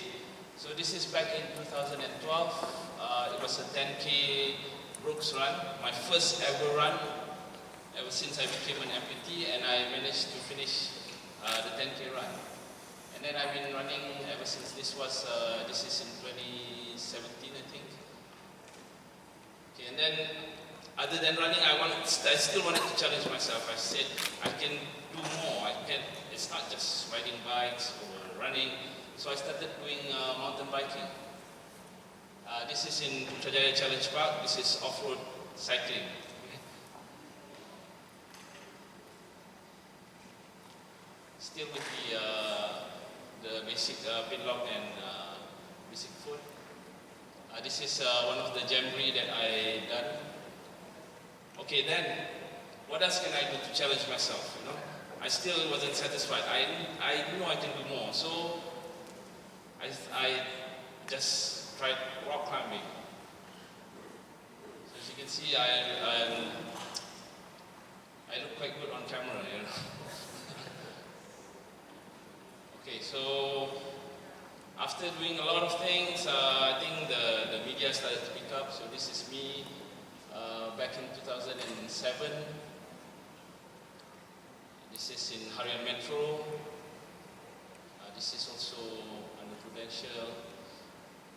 I think this is the thing that we did in UM. Okay, and then other than newspaper, I'm also on TV sometimes. Okay, this is me talking about the safety while riding big bike. Okay, I was also featured on Astro Go Beyond ads. They wanted somebody to showcase pushing beyond, so they took me. This is me rock climbing in Batu Cave. Okay, now this riding motorcycle, running, cycling, rock climbing, this is a hobby. This is not, I mean, this is my passion, a hobby, but I wanted to do more than that. This is just for personal satisfaction. But what can I do to actually help other people? So I also do motivational talk. You know, I give talk to schools, to higher learning education centers. You know, I talk to universities. Just sharing my story so that people don't. I want to show people that you shouldn't give up. Even if life gives up on you, you shouldn't give up. So this is me in one of my sessions. The kids love me because they see a one-legged guy on a motorcycle. Okay. Okay, so that's me interacting with a group of people. And then I also have spent some time interacting with other amputees. And there are many success stories that I can share, but I wanted to give two examples. One is this guy. He saw my video on YouTube. He's been riding since he was young, but he was hit by a motorcycle coming back from buying breakfast for the family. He lost his leg. He wanted to ride motorcycle, but he doesn't have anywhere to go or who to refer to. Then he contacted me, and I went to his house. So that's, I told him that please don't stop whatever you're doing, don't stop because biking is your passion. So that's him. After about a year, he started riding again, and this was maybe 7 years ago. So he's been riding ever since. This is me and my wife. We visited Adik Aisha. She was on the media a lot a few years ago. She lost a leg due to a motorcycle accident as well. We went to her house just to give support. And now this is my other success story. I was contacted by this lady. She's a Marine, US Marine. She lost her leg in Iraq, and she wanted to ride back on a motorcycle. She asked me how. So, and this is, oh sorry. This is her. She got back on her bike. Okay, so back to the question, who am I? I think the perspective has changed now. I see myself as a different person. I see myself as the real Iron Man, you know, because not only that, I just want people to know that life does not end when you think it has ended, you know. I want people to know that there's always a brighter future ahead of you, only if you're willing to push. So I think I don't want to ramble for too much. Thank you very much. This is my tagline since 2007. So you can find me on my blog, Facebook, Twitter, YouTube, and Instagram. Thank you very much. Thank you very much, Mr. Khairul. I open the floor for one or two questions.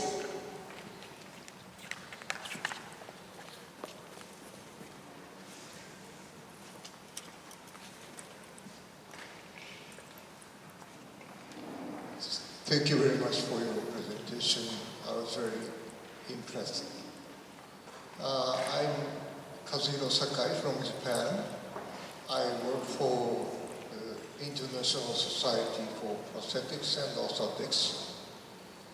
And my question is about the Amputees Association. So there is one of the biggest amputees association in the world, which is called IC2A.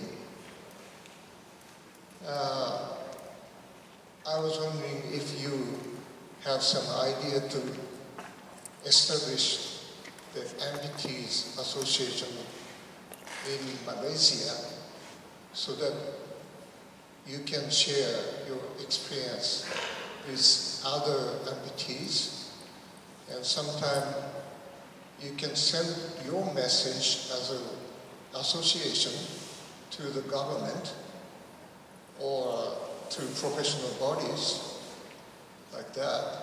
So is there any idea for the organizing such kind of association? Because this question, because the former presenter, Mr. Chong, as well, and you, I believe that you have a strong leadership to do that. So any opinions from you? All right, okay, thank you for the question.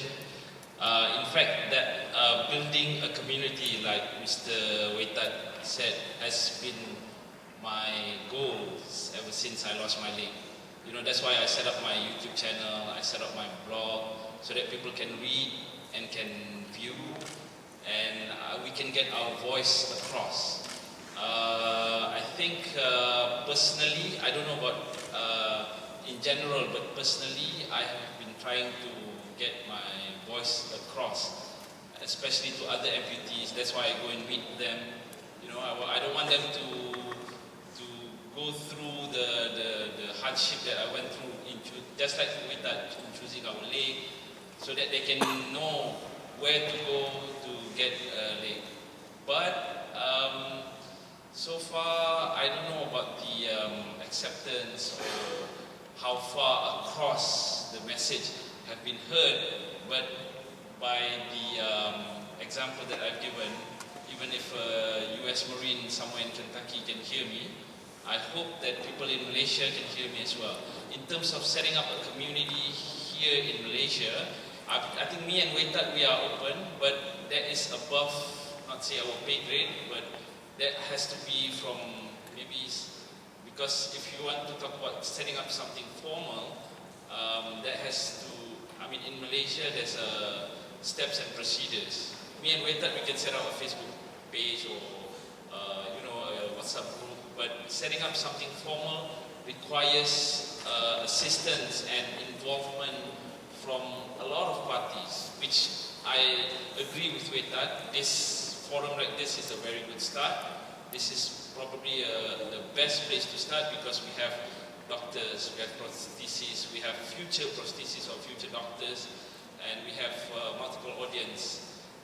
And then we have the end users as well, like me and Wetat, above me and below me MPT. So I think we welcome any effort to start up some sort of community or forum like this, but it has to be done hand in hand. Don't just start it for the first 6 months and then be quiet for the rest of until forever. So it's a continuous effort. That's what me and Wetat we have been doing. You know, I have been doing this since 2007, and I've still been doing it now. I want people to hear my voice, get the message across, tell them that life is not over, even if you lost your limbs. But we can only do so much, you know. That's why myself, I leverage on social media because I think that can get the message further as opposed to maybe a formal, newspaper cuttings or whatnot. Did I answer your question? Okay. Okay, thank you very much. Right. Good luck. Any other question? Maybe we can take one more. Inquiries?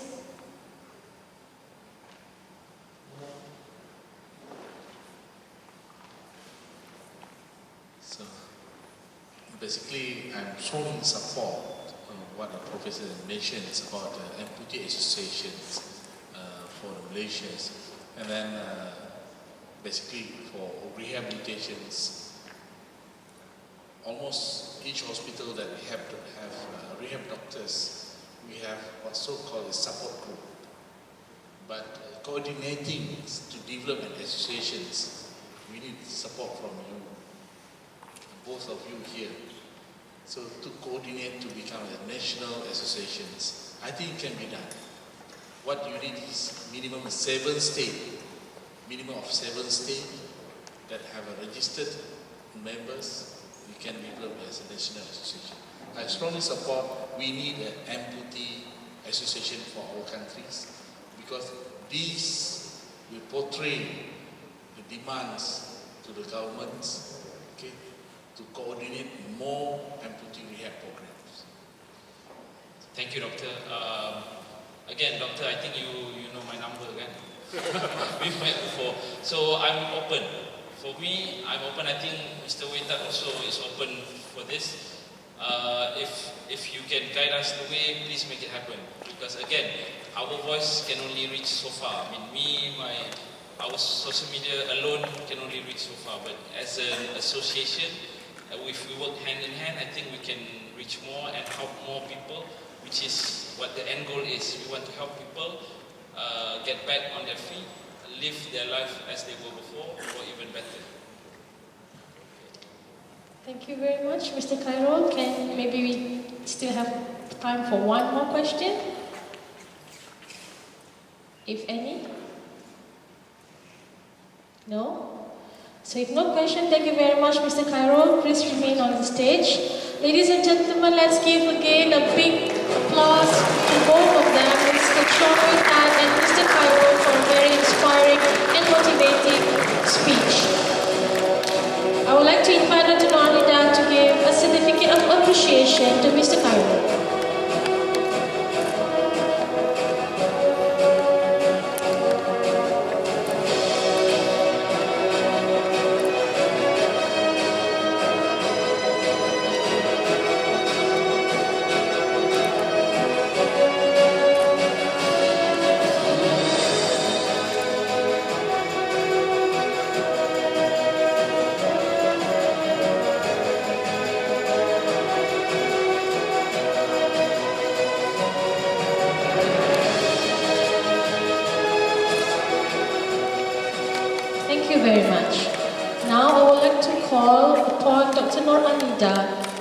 Mr. Kenneth Tan from SOCSO. So for who were here yesterday, SOCSO is the biggest funder in terms of prosthetic services in our country. And for your information, Kenneth Tan is also one of our first graduates from the Prosthetics and Orthotics degree program in Universiti of Malaya. We're so proud to have him today to represent the organization that he is working now. So he is currently a Prosthetics and Orthotics engineer in the Division of Medicine and Rehabilitation SOCSO. So ladies and gentlemen, please welcome Kenneth Tan.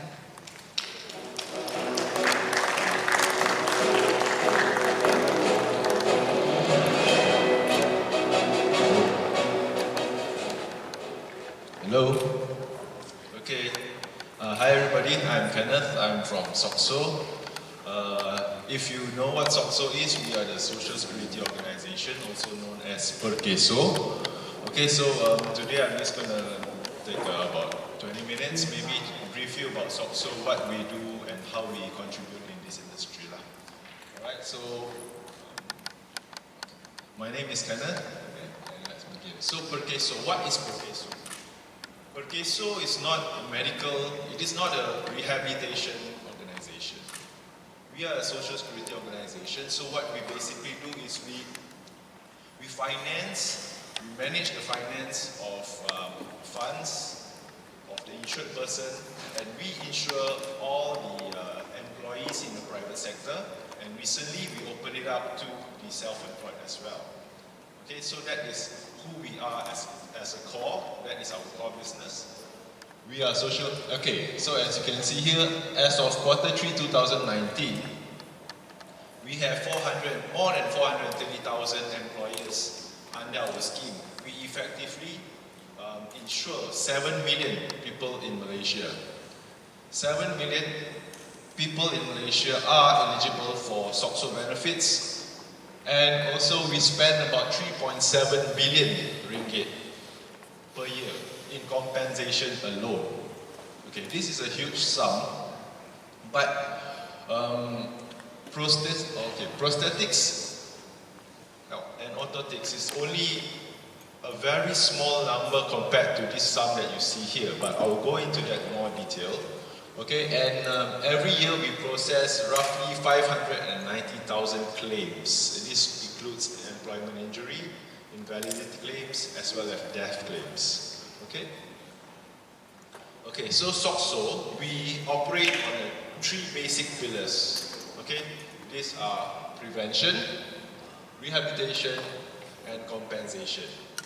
So our core is we want to prevent accidents from occurring in the workplace. We want to prevent NCDs or non-communicable diseases from happening. And then once, let's say, an accident still happens despite the efforts of prevention, we have rehabilitation, where prosthesis comes in, where physiotherapy and all other training comes in to get them back to the original, or as close to original function as before they had the accident. And if all fails, we will compensate them based on what the amount that they are eligible to get. Alright, so these are the main pillars that SOCSO functions on. Okay? Alright, so that was the overview of SOCSO. Now we come smaller, we go close down to where I'm from. I'm from the Prevention, Medical and Rehabilitation Division. So under this division, we have 3 main branches, which is Health and Safety Promotion. We have the Appellate Medical Opinion Branch and the Medical Services Branch. So this is where I am, and more specifically, I'm in the rehabilitation unit. So what we do here is we manage the supply of prostheses, orthoses, hearing aids, medical aids, as well as implants.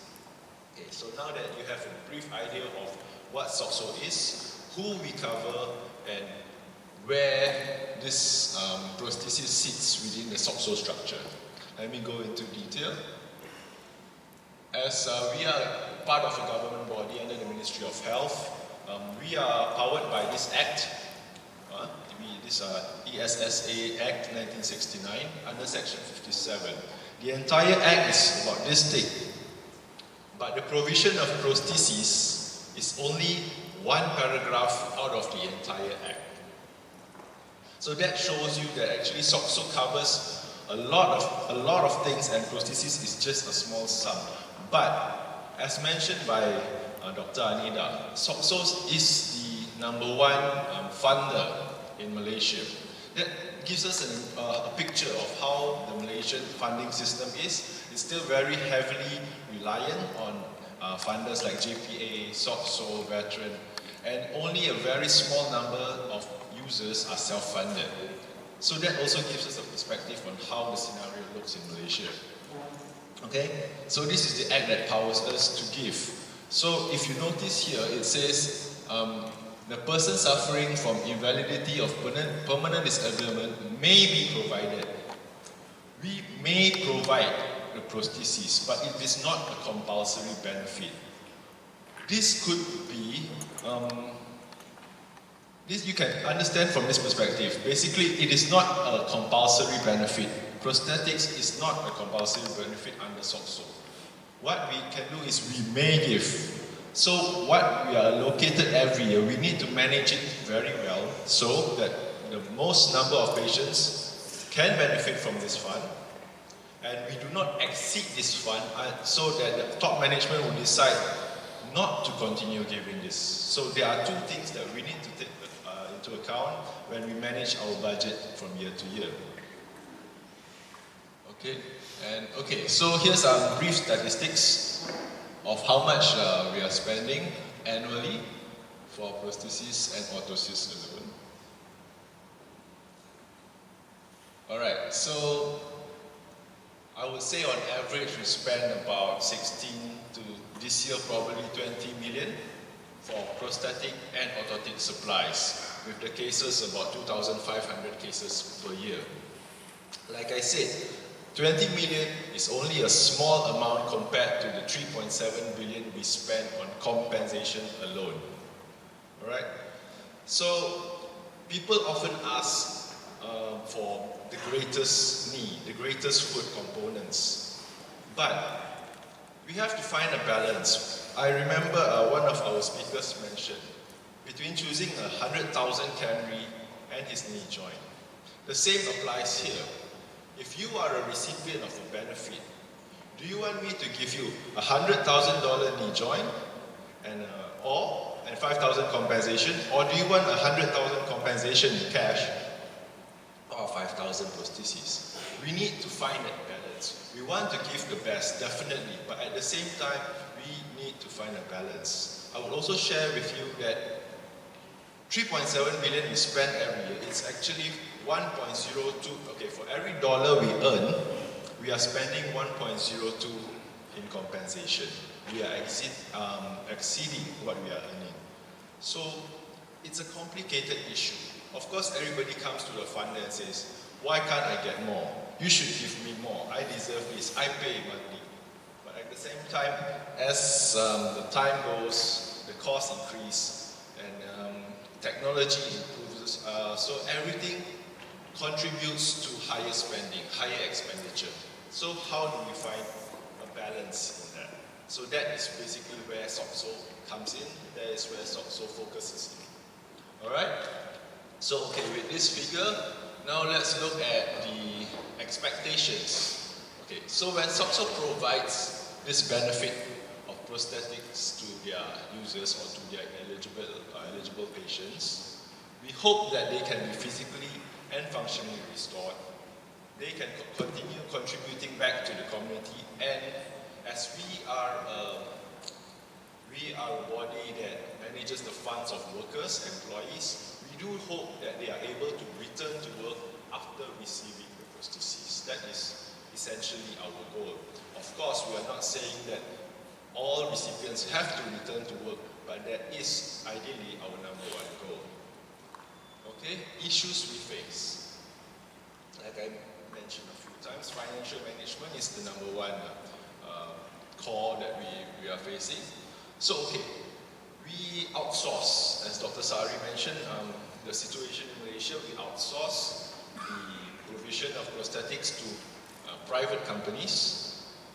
And what happens is sometimes we receive quotations of specs that are excessive or unnecessary. For example, I'll give you a case where I have a bilateral patient, amputation on both sides, but I get a prescription of an insole with that quotation. So that doesn't make sense because an insole is to protect the skin or the feet. But if the patient doesn't have feet, what would the insole be for? So most of the times, not all, but there are cases where manipulation occurs, and that is what makes job a bit tough. Okay, and next is user training. Some of our patients receive their prosthesis, but they are not educated or they are not trained on how to use the prosthesis, which is also another big problem. This ends up with them not using their prosthesis. I've been to a few patients' houses. I asked him where his prosthesis is. He says, oh, it's over there by the kitchen. I take a look. It becomes a biscuit container. Literally, the socket of the prosthesis is filled with Jacob biscuits. So that is something that we do not want. We hope with the provision of prosthetics, they are able to do the three things I mentioned earlier: physical, restoration, giving back to the community, and return to work. If they are just going to use it as a biscuit holder, that is something really wrong with our whole system. And finally, service providers, some of them do not provide good after-sales services to the patient. Even if the item is still under warranty, they do not fix it. They try to prolong the complaint until the warranty has voided, and then the patient will go back to SOCSO, make a new claim, and you see how the situation unfolds. So these are all the negative points, but it's the real case scenario of what's happening. And as a funder, this is what I would like to share with everybody so you're more aware about the situation. Okay, so what we do, apart from funding, we try our best to make sure the patients, or the OB as we call them, orang berinsurance, gets the most out of it. So we have this prosthetic quality assurance program where we do house visitations. We try to reach as many as we can, as many patients as we can. We do phone calls as well as workshops to educate, to evaluate the prostheses, and to assess the quality of life after the provision. This is one of our efforts, and for this program, our criteria of interest is to look at these 5 criteria, which was the delivery time. How long does it take from application to supply of prosthesis? Quality control, is the prosthesis up to spec? Is it what they require? Is the prosthesis still in good condition at the time of supply? Utilization, like the biscuit container earlier, are they using the prosthesis for the intended purposes? That is another thing we look at. Training and education. Some of them might use it, but they might use it wrong. So we also want to look at whether adequate training and education have been provided to the patients. And finally, whether the patient is satisfied with the prosthesis that was provided to them.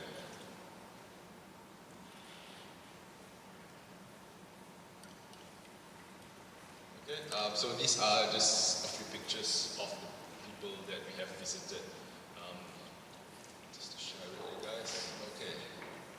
So I guess that is what I'm trying to share with everybody. Basic scene of prosthesis, and what we as SOCSO, we would like to be a part of this. I know we are only, prosthesis might be a small part of SOCSO at the moment, but I'm not saying that it cannot be bigger. In fact, I think it should be bigger, because rehabilitation is very important for rehab outcomes, for them to return to work, which in return is beneficial for SOCSO. Okay, because the workers can go back to work, they can contribute again. So what we need, okay, is effective prosthesis and orthosis. Effective means justifiable in perspective of cost and also in reaching the rehab outcomes. We want the prosthesis to be able to be enablers for them to get on with their daily lives, to achieve their daily outcomes. Okay, and in order to achieve that, in order to have effective prosthesis and orthosis, we need professional practitioners in the field. Now, what I mean by professionals is the person prescribing must do it based on facts, based on assessment, based on needs, and not just based on how much commission am I going to make based on these sales. So that is very important. Now, I know the prosthetic scene in Malaysia is very business-centered, and that is not wrong. Profitable business makes motivated people, and motivated people are passionate people, and that is very good for the industry. But we need to find a balance, because if, like I said, it's very business-centered. Most of the participants are from vendors, I believe, as well. But if you keep coming with high specs, with no results, you would actually scare funders into introducing a one-size-fits-all package. Regardless of the patient activity, here's what we are giving you, everybody gets the same thing. We do not want that. That is not good for the industry. So everybody needs to be professional, everybody needs to contribute in making sure that the industry is healthy, the industry will grow. Alright? And another thing that I really think that Malaysia as a country we need are a standard set of prescription guidelines. Right now, we do not have a standard guideline. It differs from hospital to hospital. It differs from company to company. So what I'm trying to say is, if we can sit down, can have a standard guideline of prostheses that has been agreed on by every party, that would really help us as an industry to be fair, to be sustainable, you know. And finally, strategic partnerships and synergies. In a field with so many experts, it is easy to believe that we know the best and everybody else is just doing a lousy job. But we should sometimes put our ego aside and start talking to each other. Take advantage of each other's expertise. Instead of pushing the blame, instead of saying, oh, it's because of this and that, let's work together. Come up with prescription guidelines. Come up with standards of professional practitioners. What makes for effective prosthesis and orthosis? If we are able to do that as a country, as an industry, then I'm sure that the prosthetic and orthotic industry in Malaysia will definitely be much well off as compared to where it is right now. And I really thank you guys for having me in this international conference of orthotics and prosthetics, because I believe this is a really great platform. This is where partnerships are made. And with that, I think that ends my presentation. Thank you very much. Do you have any question for Mr. Kenneth from SOCSO? Any questions?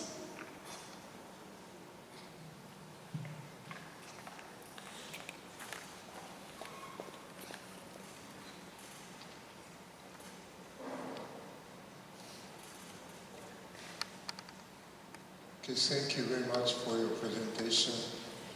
Again, I would like to suggest you to set up a professional body in Malaysia. Do you have any plan to do that? Okay, thank you for your question. Okay, I have this. Coming from the SOCSO perspective, like I said, we are not a medical nor a rehabilitation organization, so SOCSO is not the right person to set up that body, but I am also a prosthetist by profession. And working with Dr. Anida and ISPOM Malaysia, we are looking into that on how we can create a governing body to regulate prosthetics, to regulate the standards and the guidelines that are required for the country. So yes, we are looking into that, not in the SOCSO context, but we as practitioners. Thank you. Thank you. Any question? No? If no question, then thank you very much, Mr. Kenneth. Please remain on the stage. I would like to call Dr. Noranida to present the certificate of appreciation to our invited speaker.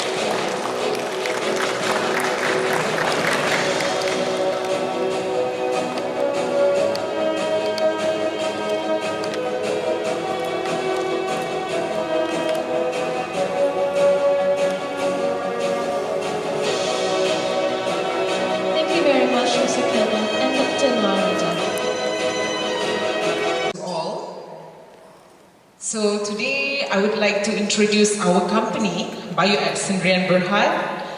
BioApps is a prosthetic and orthotics service provider which is located in the Universiti Malaya Medical Center. Next slide please.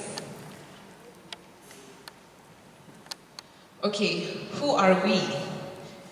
We are a bunch of people working together in a company to provide orthotics and prosthetic services for all over Malaysia and hopefully to the rest of the world. Amputees, all of them come to us, and we also know personally Mr. Chong Wei Tat and also Mr. Khairul just now. They have come to BioApps before to get their sockets done. Congratulations. And we also work closely with SOCSO. And Mr. Kenneth Tan has been a very good advisor for us, especially in terms of price list, in terms of components combination. We really thank all our funders and our main funder, which is SOCSO, that always help us to get more projects for us to be able to help amputee from all over Malaysia. And amputees come to us to get their artificial limbs, their custom-made shoes, their custom-made insoles, and the rest of the orthotics. Okay, next slide please.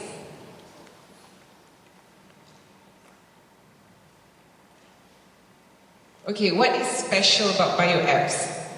Actually, I think talking about consultation, in-depth consultation, and the professionalism of the CPOs, I believe that all companies have that. We all use almost the same quality of products from Oster, Otobor, from Fujian, Taiwan, and the rest. But what is special about BioApps is led by senior and experienced academicians who have looked into the breadth and depth of the theoretical aspects of prosthetics and orthotics construction and application. BioApps researchers have been doing innovative, advanced studies and published many academic research papers in established international journals and have been recognized as well as awarded the prestigious Forschiler Prize by ISPOM. BioApps research outputs on prosthetics have also been declared by a reputable international journal as the world's #2 in terms of publication, second only to the USA. BioApps had also patented various research outputs which are applied into its products to take them beyond the normal standard, thus commercializing its research findings to benefit the general public. And lastly, BioApps also uses world-class laboratory setups to quantitatively evaluate and monitor the performances of our devices. So that is what is different between BioApps and other companies so far in Malaysia. We originate from the University of Malaya and we are proud to be the business arm of the University of Malaya. Next slide. Next slide, I'm going to talk about the special project. One of the special projects that we have started since last year is the elephant prosthesis. So who is Ellie? The elephant that you see in my slide now, her name is Ellie, and she is a baby elephant. This year she is 3 years old, and she weighs about 400 kilograms. Ellie was found in Jeli, Kelantan, because she's trapped in a snare by some hunters, and she doesn't have one leg, and therefore Kuala Ganda Elephant Sanctuary, who saved her, contacted BioApps so that Ellie can receive her first prosthetic leg from BioApps. So we thank all our CPOs that have been collaborating with Kuala Ganda Elephant Sanctuary for this project. And this year, Ellie has received her 4th prosthesis from BioApps. Because every year, we need to change her prosthesis. In 1 year, we have to change her prosthesis twice. Okay, so we also thank our sponsors for these elephant prosthesis. One prosthesis costs around 12,000 ringgit, and that is a small amount actually. It's only USD 3,000. But again, like cannot say it's about the money. It's not really about the money, but it is about the never-ending services that we are providing Ellie. Meaning, once we take this project from Ellie, from she is 2 years old until 15 years old, we will be committed for this project. Okay? And lastly, next slide please. Besides the special project, I would like to highlight that BioApps also renders services to the rest of the world. Most of our patients come, of course, from Malaysia, but also from our neighboring countries, such as Singapore, Brunei, Indonesia, Bangladesh, Palestine, Thailand, Sri Lanka, and the UAE. So we really thank you to all, we really thank all the amputees, those who come to BioApps, those who come from far and trust our services. And we also have our website, which is www.bioapps.com.my, in order to give information to everyone, to the public, as to what is the prosthetic and orthotic services is really about. And although it is only in layman language, it's just in general English, it's not really academic or whatever, the website, but we hope that it is helpful for us to disseminate the general information about prosthetics and orthotics to the general public through the website. And with that, I hope this short information will help all of you to know who is BioApps, and we are fully committed in supporting prosthetics and orthotics service industry in Malaysia. And even though we might not be the pioneer of PNO in Malaysia, but we do hope that we are one of the best, so that we can, together with other companies, we can help all of the amputees to achieve the prosthesis that they want. That is our goal. With that, I close my speech, and thank you to all for your time. Happy lunch. Thank you. Thank you very much, Ms. Ilya, for the information on BioApps.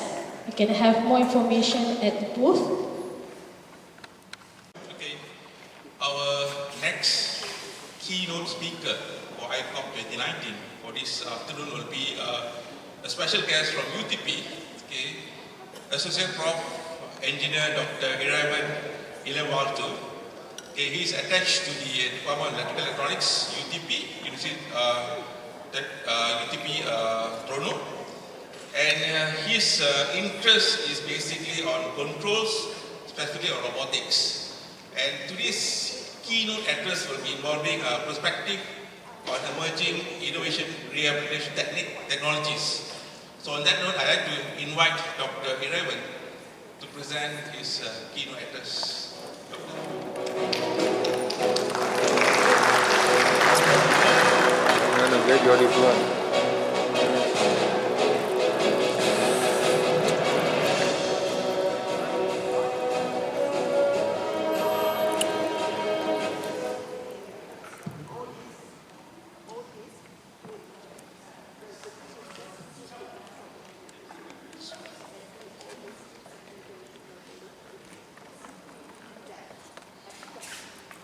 Good afternoon to all. Thank you, Dr. Siva, for the introduction, and Dr. Salina. Thank you. Okay. Good afternoon to all of you. As mentioned by Dr. Siva, I'm Iraivan. I'm from Universiti Teknologi Petronas. Today, I'll be touching on perspective on emerging innovative rehabilitation technologies. So basically, I come from a research group called SMART, which is Smart Assistive and Rehabilitative Technology, under the Institute of Health and Analytics at UTP. We have various institutes, but I belong specifically to this particular institute.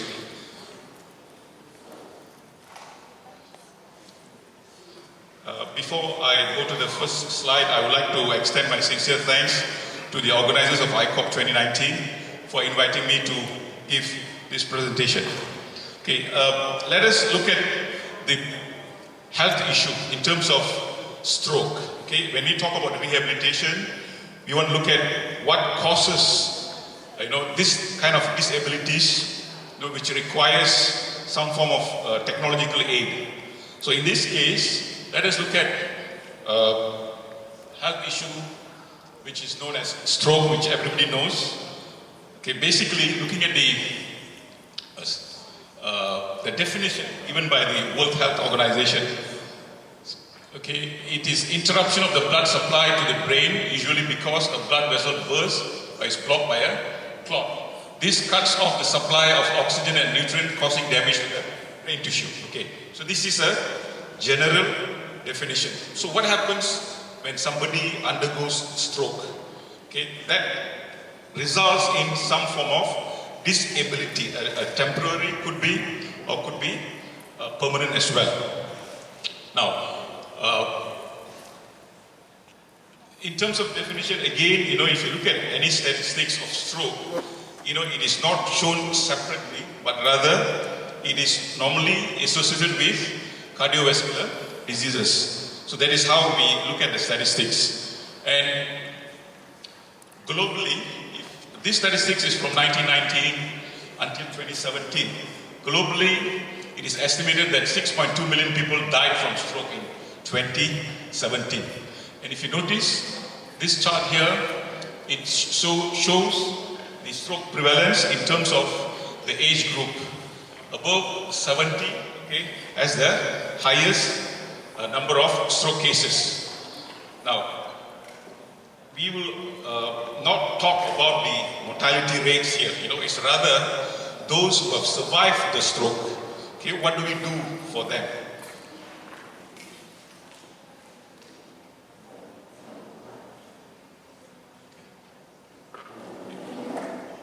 Sorry.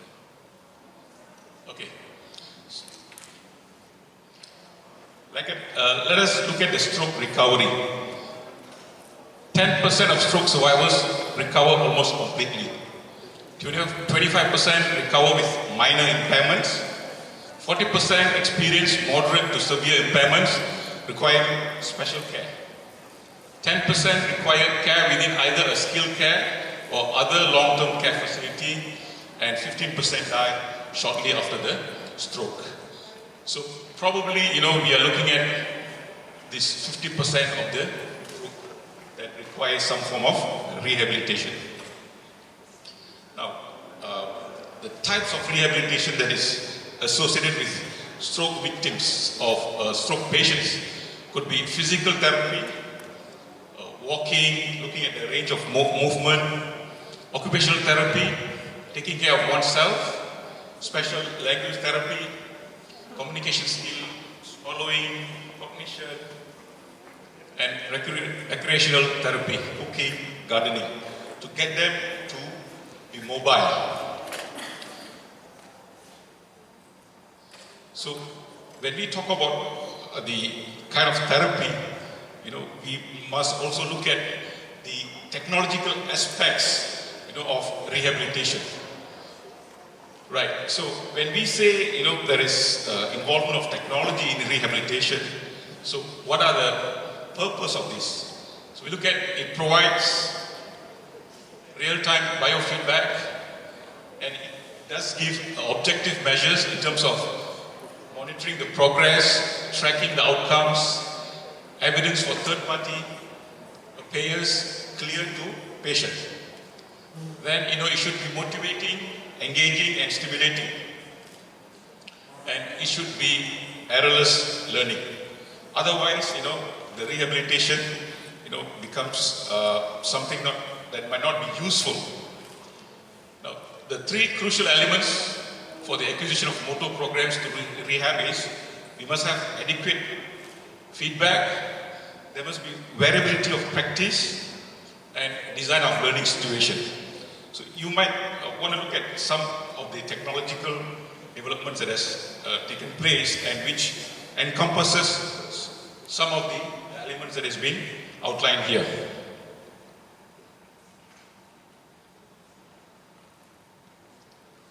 Now, we looked at the stroke prevalences, we looked at the type of therapy that is needed, okay, and now we look at specifically rehabilitation robotics market worldwide, okay, because this aids in the stroke patients' recovery. So if you look at the overall, we can look at in terms of body support devices, exercise equipment, mobility equipment, and daily living aids. So this is in US, okay, for products between 2014 and 2025. Okay, we can see that, it is shown in terms of, there is obviously an increase, and it is shown in terms of billions of USD. Okay, this is the market potential for rehabilitation robotics. So that means, technology is increasingly playing an important role in rehabilitation of stroke patients. Right. If you do a simple Google up, if you Google up, you will notice that these are the major players in terms of rehabilitation robotics currently. Okay, so we probably would have come across, the most famous ones, could be Exo Bionics, Hokuma, Myomo, Rex Bionics, and the rest. Okay, but I'm not going to talk about this. I would like to share with you some other, the newest technological developments. So as of September 29, okay, I've come across these 4 different types of technology which has been made available for the patients out there. Okay, those are the flexible self-powered knee sensor for rehab monitoring, Raphael smart glove, Indigo exoskeleton, and hand of hope. So let's look at these devices. Looking at the flexible self-powered knee sensor for rehab monitoring. This device has been developed at University of Waterloo, Canada, whereby they have come up with a self-powered knee sensor, okay, to monitor the patients undergoing rehabilitation therapy. Okay, so this is one of the advancements in monitoring. In this, you'll notice that the electricity is generated using the electromagnetism and the triboelectric effect, which involves a material becoming electrically charged when another material rubs against it. So we have 2 different materials, okay, which by the rubbing against each other, it causes some kind of flow of electricity, which then, is able to sense. So the device has the capacity to be used continuously by rehab patients without having to exchange batteries. Okay, this is another point that we're looking at. Right, okay, this is one of them, and this can be used in any kind of rehab device that involves some form of monitoring. The next would be the Raphael Smart Glove. Okay. This is a high-tech rehab device that helps stroke patients improve their movements, hand movements. The device also syncs with an app where the patients can play rehabilitation games and track milestones. See, when you go for a normal or rather a conventional rehabilitation at the hospital, the biggest drawback would be there is no way for you to track your improvement quantitatively. Okay? So when we say quantitatively, if we can measure the muscle strength of the, say for instance, if fingers, you know, and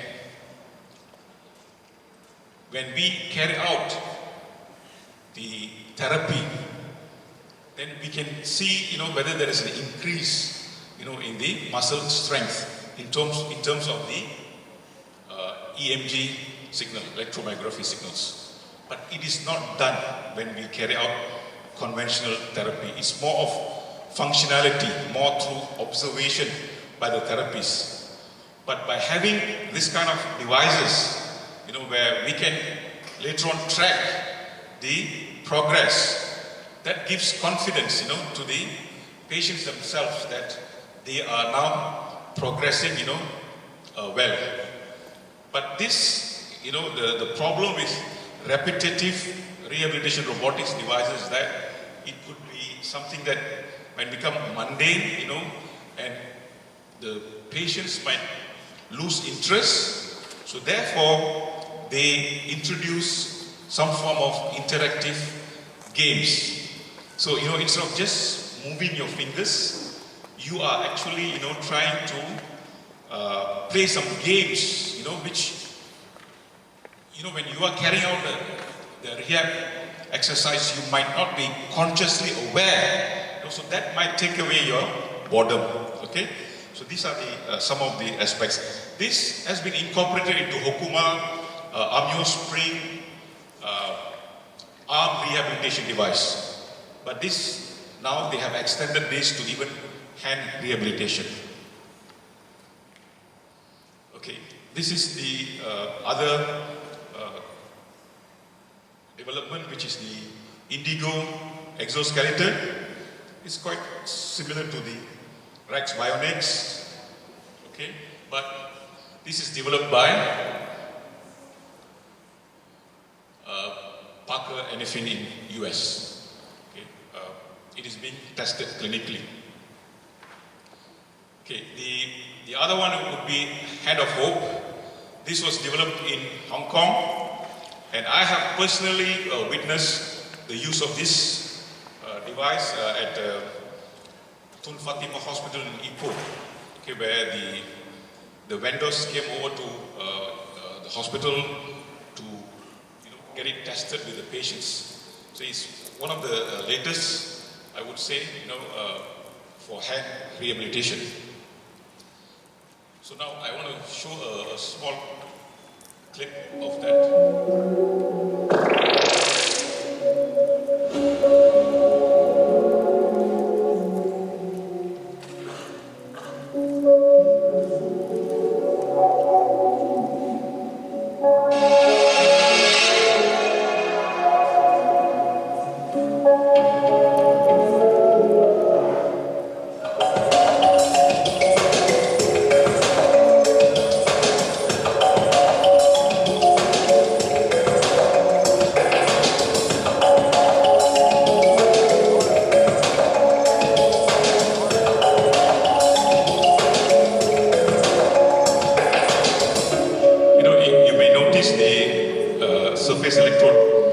Surface EMG electrodes that is being put on his arm, which gives you the input to the device.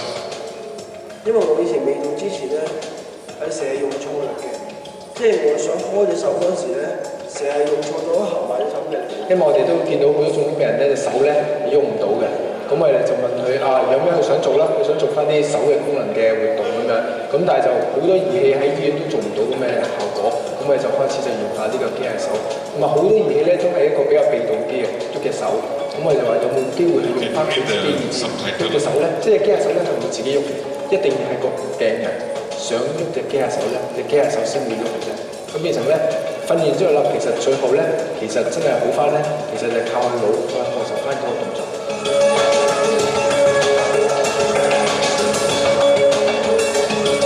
These are the kind of interactive games which patients will interact.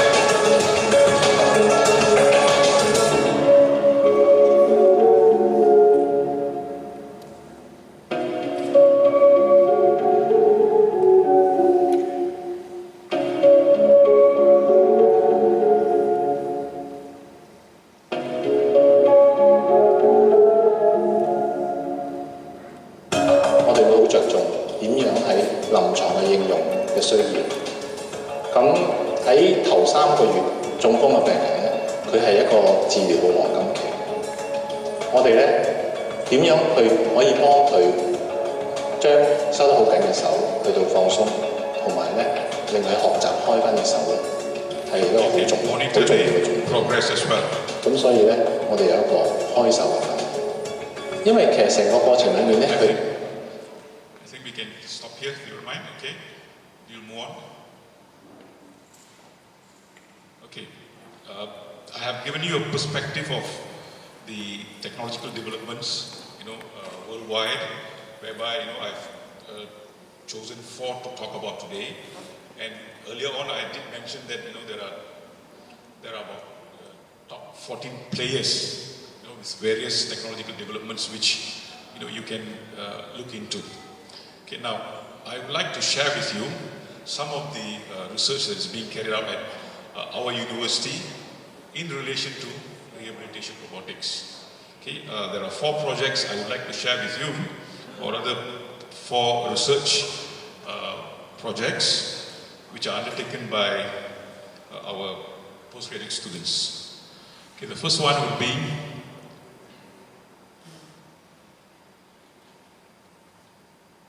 multimodal approach for controlling lower limb exoskeleton.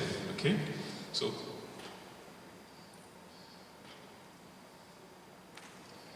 when we say multimodal, we are looking at 2 different signals here. One is the EEG, the brain signals, and then the second one would be the FNES. It's also from the brain, but different modality. Okay, what we are trying to do here is that, we are acquiring the signals from certain nodes on our brain, especially for the motor cortex area, by having, we have an integrated EEG and FNEA cap, whereby, we are able to place the electrodes of EEG, say, if you want a 48 channel, 48 electrodes, and let's say additional 24 channels for FNES. So all in, you can have about, 72, okay, channels of one integrated cap. And with that, we are able to acquire the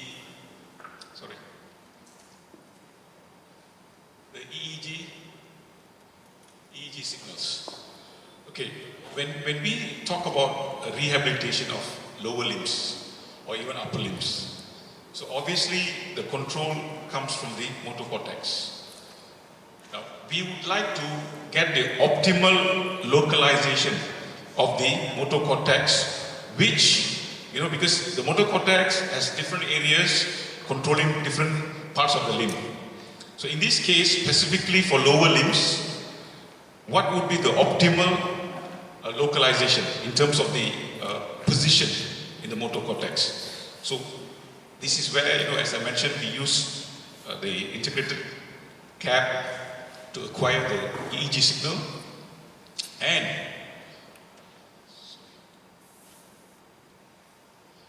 the FNES, okay? FNES stands for Functional Near Infrared Spectrography, whereby, we are able to get the signal on the oxygenated hemoglobin and deoxygenated hemoglobin, and we would like to see, because FNES have been used for many other applications, but has it been used specifically for rehab and also to get the optimal localization on the motor cortex? So we use both these modalities. We acquire the optimal placement. Why?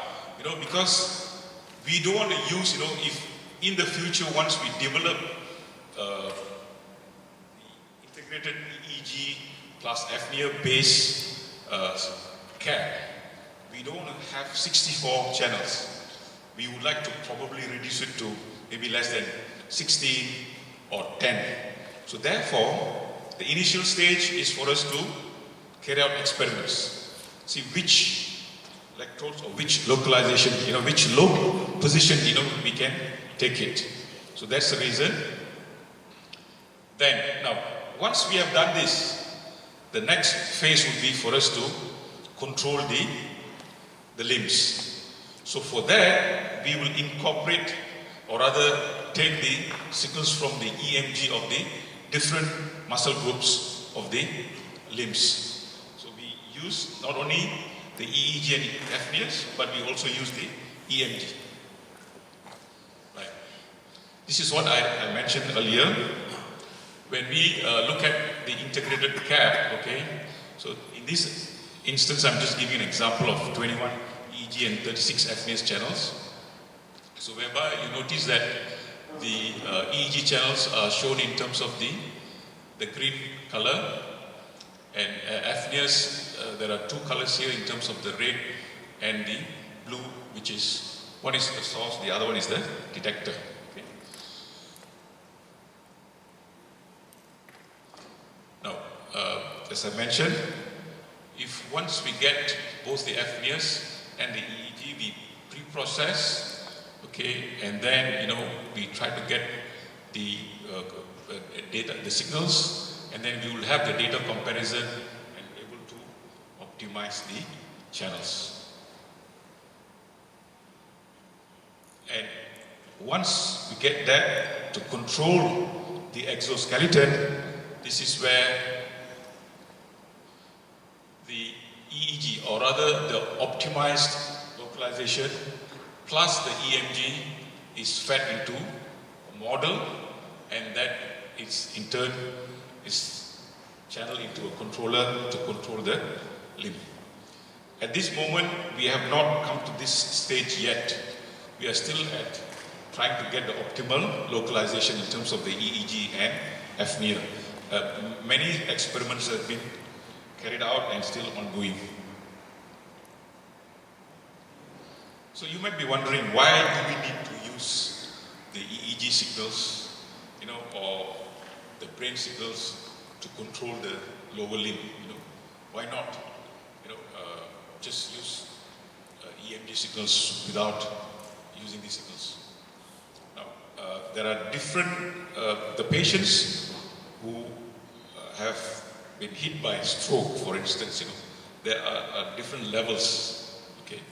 Now, in the event, somebody is unable to use the, if the limb is impaired, the EMG signals that we get, might not be very good signal. Okay, it could be of a lower signal which needs some form of amplification anyway, but that amplification might not be sufficient to control it. So is it possible for us to use some other modalities, in this case EEG, and then combine it with the EMG to amplify the signal to come up with the proper movement? Okay, so that is the reason why we are looking into it. So I'll go to the next project. Okay, this is basically a joint top model development for exoskeleton. This is basically for upper limb exoskeleton. So now, when we say upper limb, surely, currently, although there are soft robotics already penetrating into the rehabilitation robotics, but it is still at the research level. So we are still using, I would still call it a hard robotics. That means, we're still using motors, for the development of the exoskeleton, and the motor needs to be controlled. So now, for that particular motor that we are using, we would like to see, from the, the EMG signal that we are going to get from the patients, it has to go through certain interface before it is used given as an input to the controller. So for that, we are looking at developing a different model. Okay, so in this case is the joint top model development. Okay, in exoskeleton, currently there are 3 methods being used to develop the joint top. One is the heel-based model, which is quite popular, and then you can go on the learning-based model, which is artificial neural network, or we can take, or rather look into mathematical model. So in our research, we wanted to explore how we can use the mathematical model. Okay, again, we have to carry out certain experiments. We have to acquire the raw EMG signals, go through the filtering process, extract the needed features, then we go in, take the muscle activation functions. So in our case, we explored 4 different equations here, okay, which we have named it as mathematical model 1, 2, 3, and 4. In fact, I'm just showing you the results. We actually explored with more than 4 mathematical models. And we look at the fitness function of it. This is the whole process of implementing the particular algorithm. Okay, in this case, we chose particle swarm optimization and also the improved particle swarm optimization to see which algorithm can give us the best mathematical model. And it was measured against the coefficient of determination, okay, R squared. And let us look at the results. Sorry.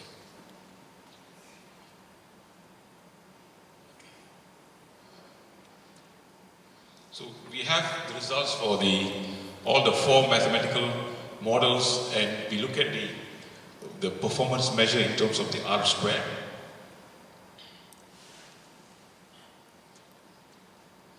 And we are comparing, in terms of the IPCO and PCO.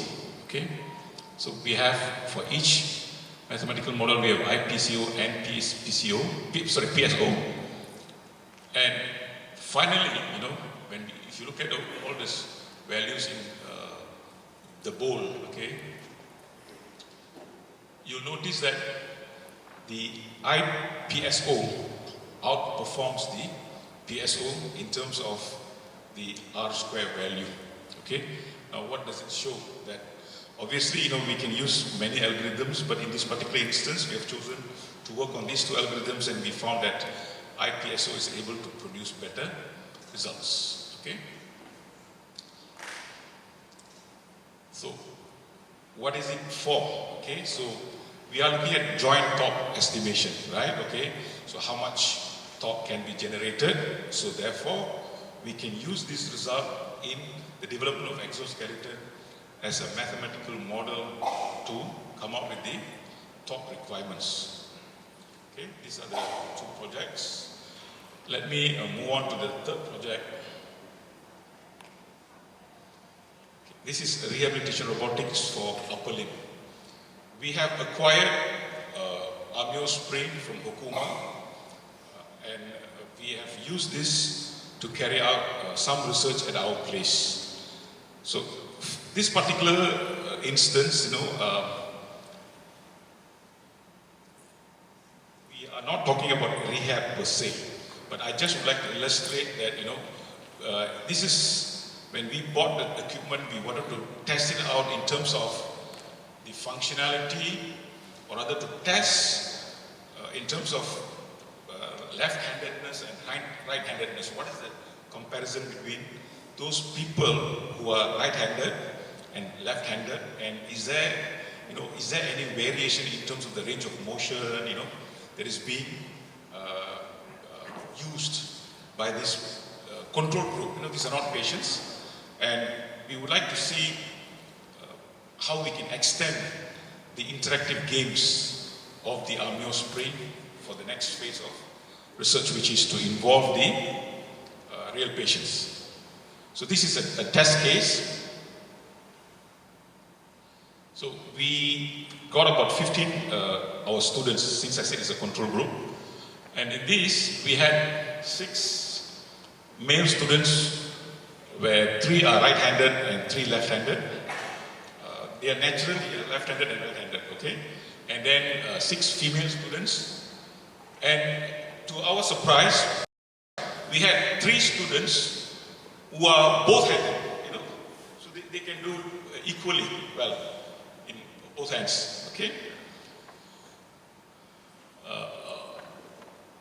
Yeah, obviously we had to take some statistics.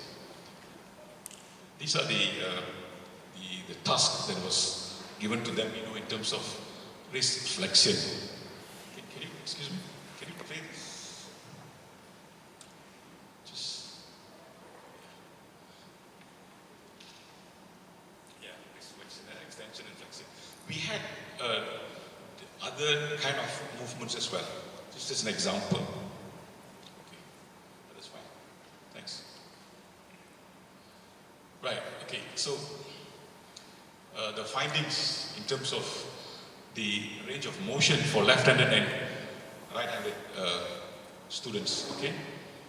So it's quite obvious that, you know, those right-handed or left-handed, you know, is basically looking at if the dominant hand gives a better range of motion compared to the non-dominant hand. So if it's a right-handed person, obviously the right hand gives better range of motion compared to the left hand. If it's a left-handed person, the left-handed range of motion is better than the right hand. Okay, so that is, this I think probably intuitively we know, but we need to carry out an experiment to establish whether, you know, that hypothesis is correct. Okay, so we found it is so. It's quite similar, so there is no, you know, gender difference in terms of the findings.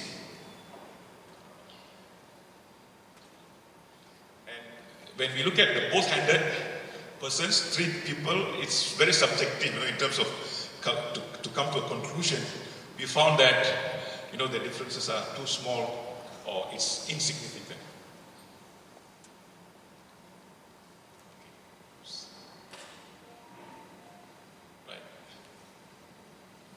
Okay, the mean wrong was too small for us to, as I said, to give any significant findings in terms of the range of motion. Okay, this is the 3rd project, and let me look into the last project, which is, we are quite ambitious, but probably we are not there yet. Okay, we started this project about 3 years ago. You know, we are still at it. We hope in a few years' time, you know, we should be able to come up with something better than what we have now here. This is a wearable exoskeleton for upper limb, which we developed, a prototype. This is, I can call it Mark 1, where it has 3 subsystems: the mechanical subsystems, the control subsystems, which involves the electronics, the motor and whatnot, and finally the 3rd subsystem, which is the serious games. See, you cannot develop an exoskeleton without having an interactive game. Okay, that becomes an integral part. So we have also developed 2 different interactive games for the subject to use the wearable arm to interact with. Okay? This is some of the pictures. I will show you some videos after this, where we use the accelerometer. Okay, this is video number 1, where the student is trying to get the surface EMG. Okay, next please.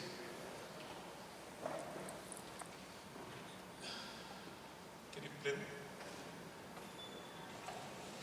Okay, this is the crude, I would say the Mark 1, you know, exoskeleton being worn by the subject, we developed in-house.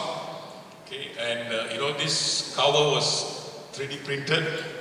It's bulky. We use a Maxon motor, which is, the torque was not sufficient for us, so therefore we have to have a gear, a rather large gear.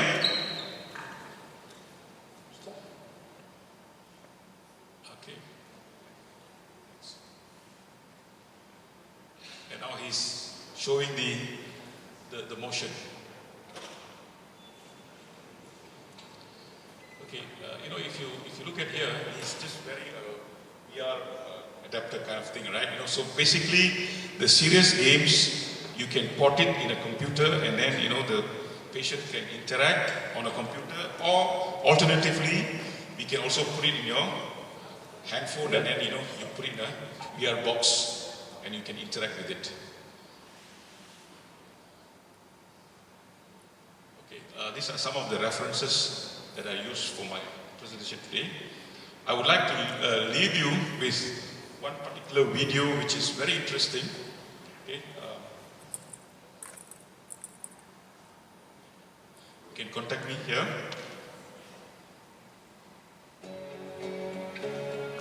This was taken a few years back. This is on the lower limb exoskeleton. Probably some of you would have come across this. But this is exoskeleton for children, okay, who has been, met with an accident and whatnot.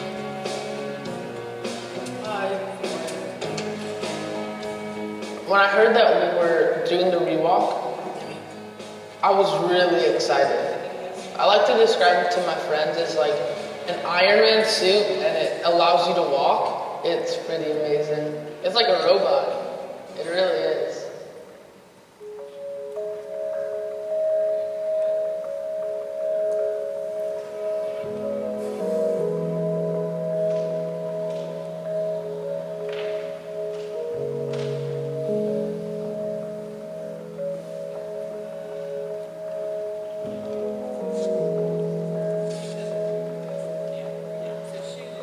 Well, it's been about 3.5, almost 4 years since I've walked by myself.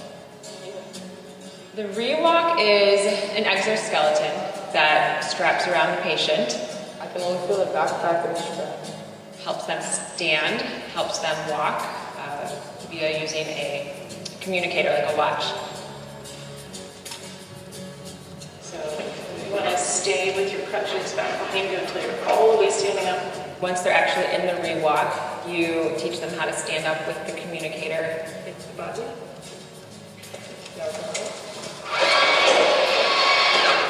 That's what happens to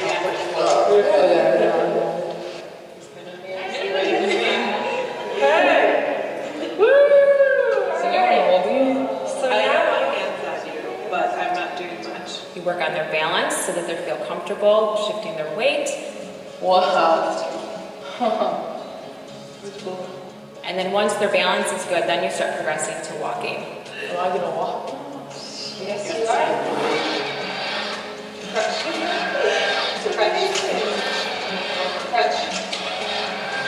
Crutch. Yeah, I felt way more like independent, free, because there's one person behind me and I'm doing a lot of the work. Okay. The journey that we have with our patients here at Shriners is pretty special. We're not just doing therapy with them, like we are on a journey with them from the start of their injury to them realizing their potential. Okay. I'm so proud of Peter because it took a long time to get to this place. And just seeing Peter's face bright and shining, it's just amazing. I've been doing this for more than 3 decades now, and I've seen a lot of different things come and go, and this is probably the most exciting thing I've seen in the past 10, 20 years as far as ability to walk, for sure. Here now, go up here. Oh! Yeah. There's a real value to this, and it's just incredible. Again, if you see Peter walk, it's just like, it makes you smile and feel good inside. To be walk for someone like Peter could really allow him to be really participate fully in this community. So that part I think is probably the most exciting.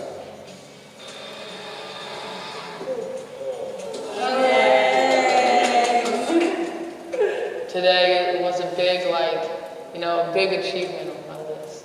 Big goal that I could check off.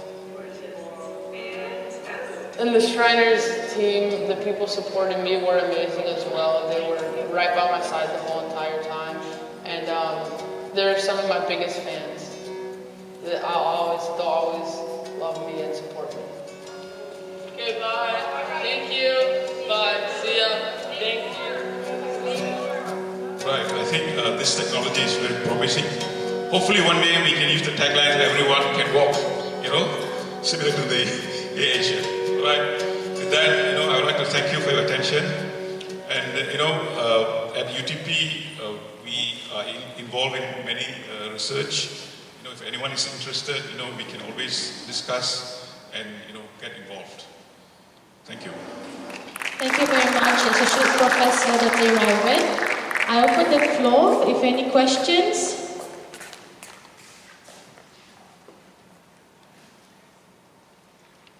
Any questions from the members of the floor? No? One question?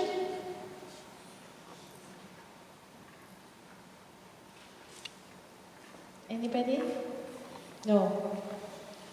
If no question, thank you very much. Oh, okay, sorry.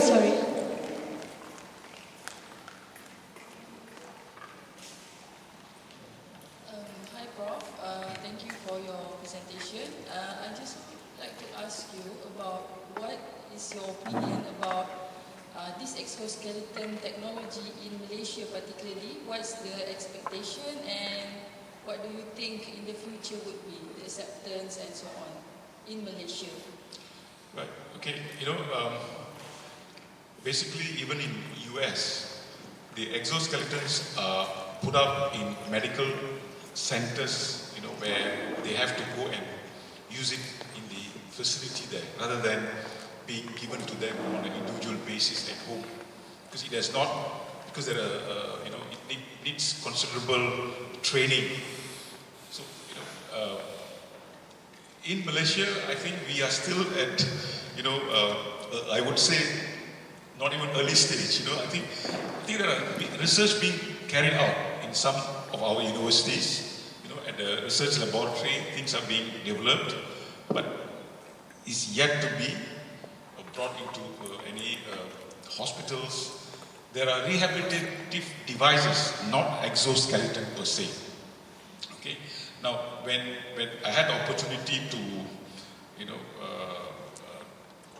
communicate Rewalk from US, actually it was developed by an Israeli engineer, okay, who he himself was a paraplegic, okay, and he decided to, develop the Rewalk, but it is marketed through US and UK. So when we had communicated with them, they said, Asia is not ready yet. Okay, they're not, even selling that to our part of the world. Okay, but I think with all these initiatives that's going on in the universities, things are being developed. Hopefully, like I said, the aspiration is one day everyone, those paraplegics, should be able to walk if this kind of technology is brought, into Malaysia or even developed here indigenously.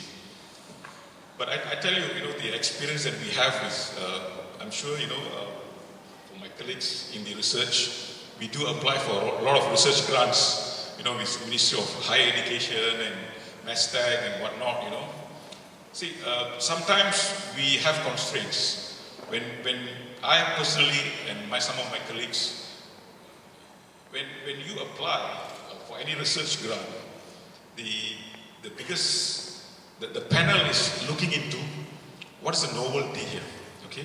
So the moment you say that, of course, there are devices all over the place, there are top 14 players, Rewalk, Bionics, and all that, they say then, why are you reinventing the wheel? But the point that we are missing is that, nothing is developed indigenously here, okay? So we are relying on foreign products, which is costly. Rewalk costs about, 4 years back it was about 80k USD. Probably now it's about 50k USD. So what I'm trying to say is that, we must have the support system.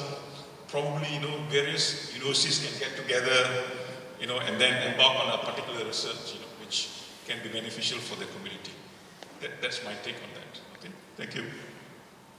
Thank you very much. Any more questions from the floor? No.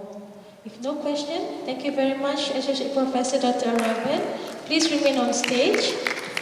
I would like to invite Dr. Siva Jyoti to give a token of appreciation to our keynote speaker for today's conference.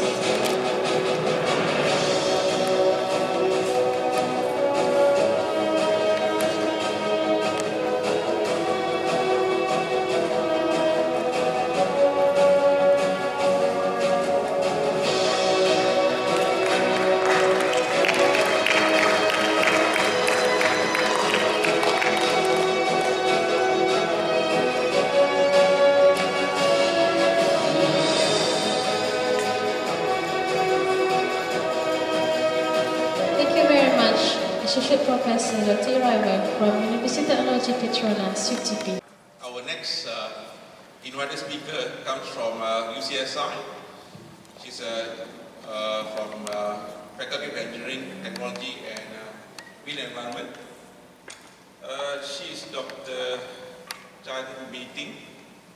Okay, and her interest actually basically revolves on medical image analysis and heart disease investigation.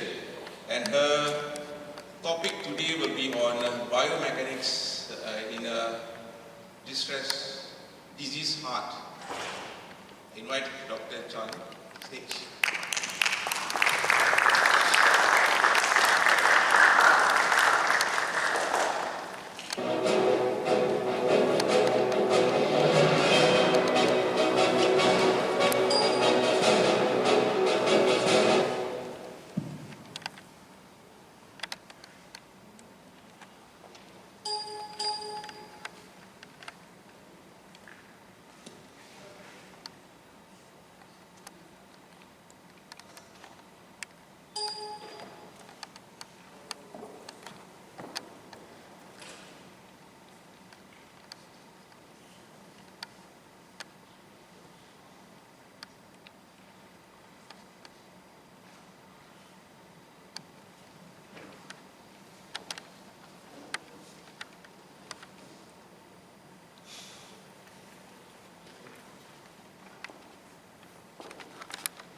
My name is Meeting from UCSI. So my background is biomedical engineering.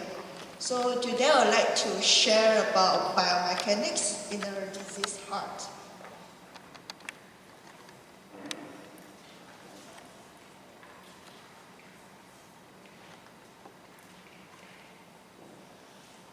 Okay, so cardiovascular heart disease has recorded the highest mortality worldwide. For those patients who undergo the lower extremity amputation due to the peripheral artery disease, that means the blockage at the artery in the lower limb. The prevalence of the cardiovascular heart disease was 75%. So due to the high mortality rate and this cardiovascular disease can delay their rehabilitation progress. So the recent interest has been focused on the early detection of the heart disease, which can improve the treatment strategy and also increase the patient survival. Okay, so before we look at the disease hearts, let's look at how a normal or healthy heart works.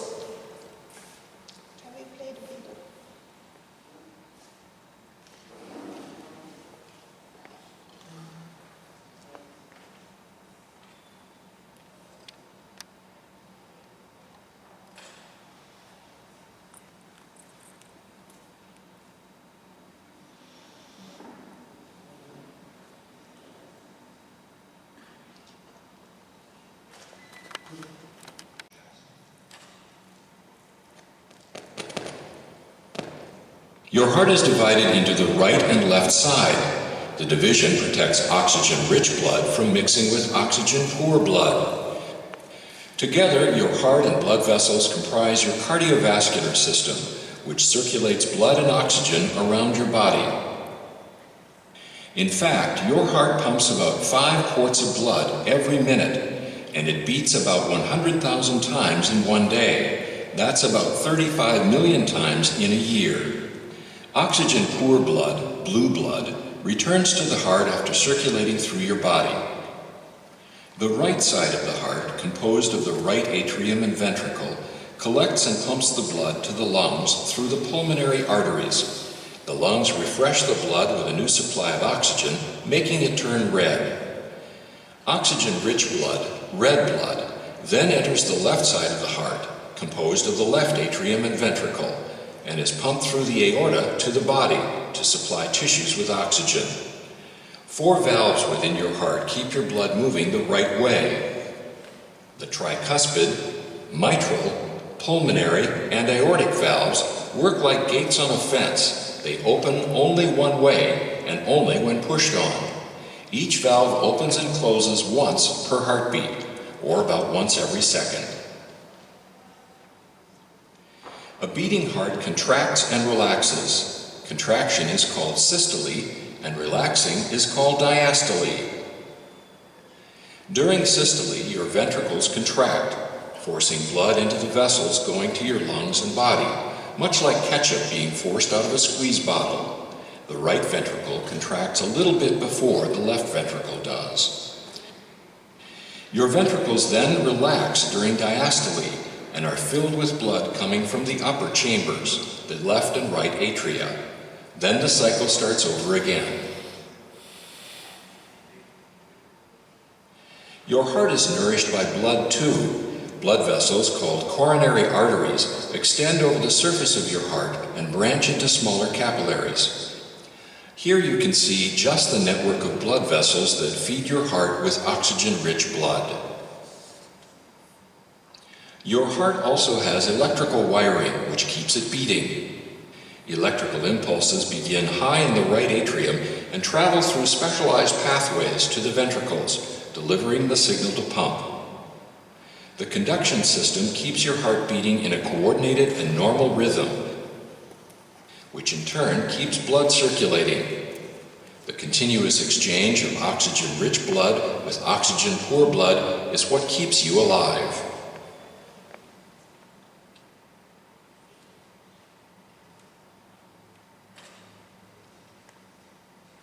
Alright, so that's how our hearts work.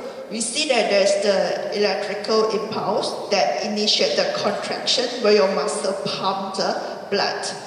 So the heart muscle is basically generate contractions due to the electrical impulse, and then to pump the blood to our body. What happens when we have a diseased heart? The most common heart disease is the heart attack. I believe everyone heard about heart attack. When someone has a chest pain, then that actually means that there's the blockage at their artery. So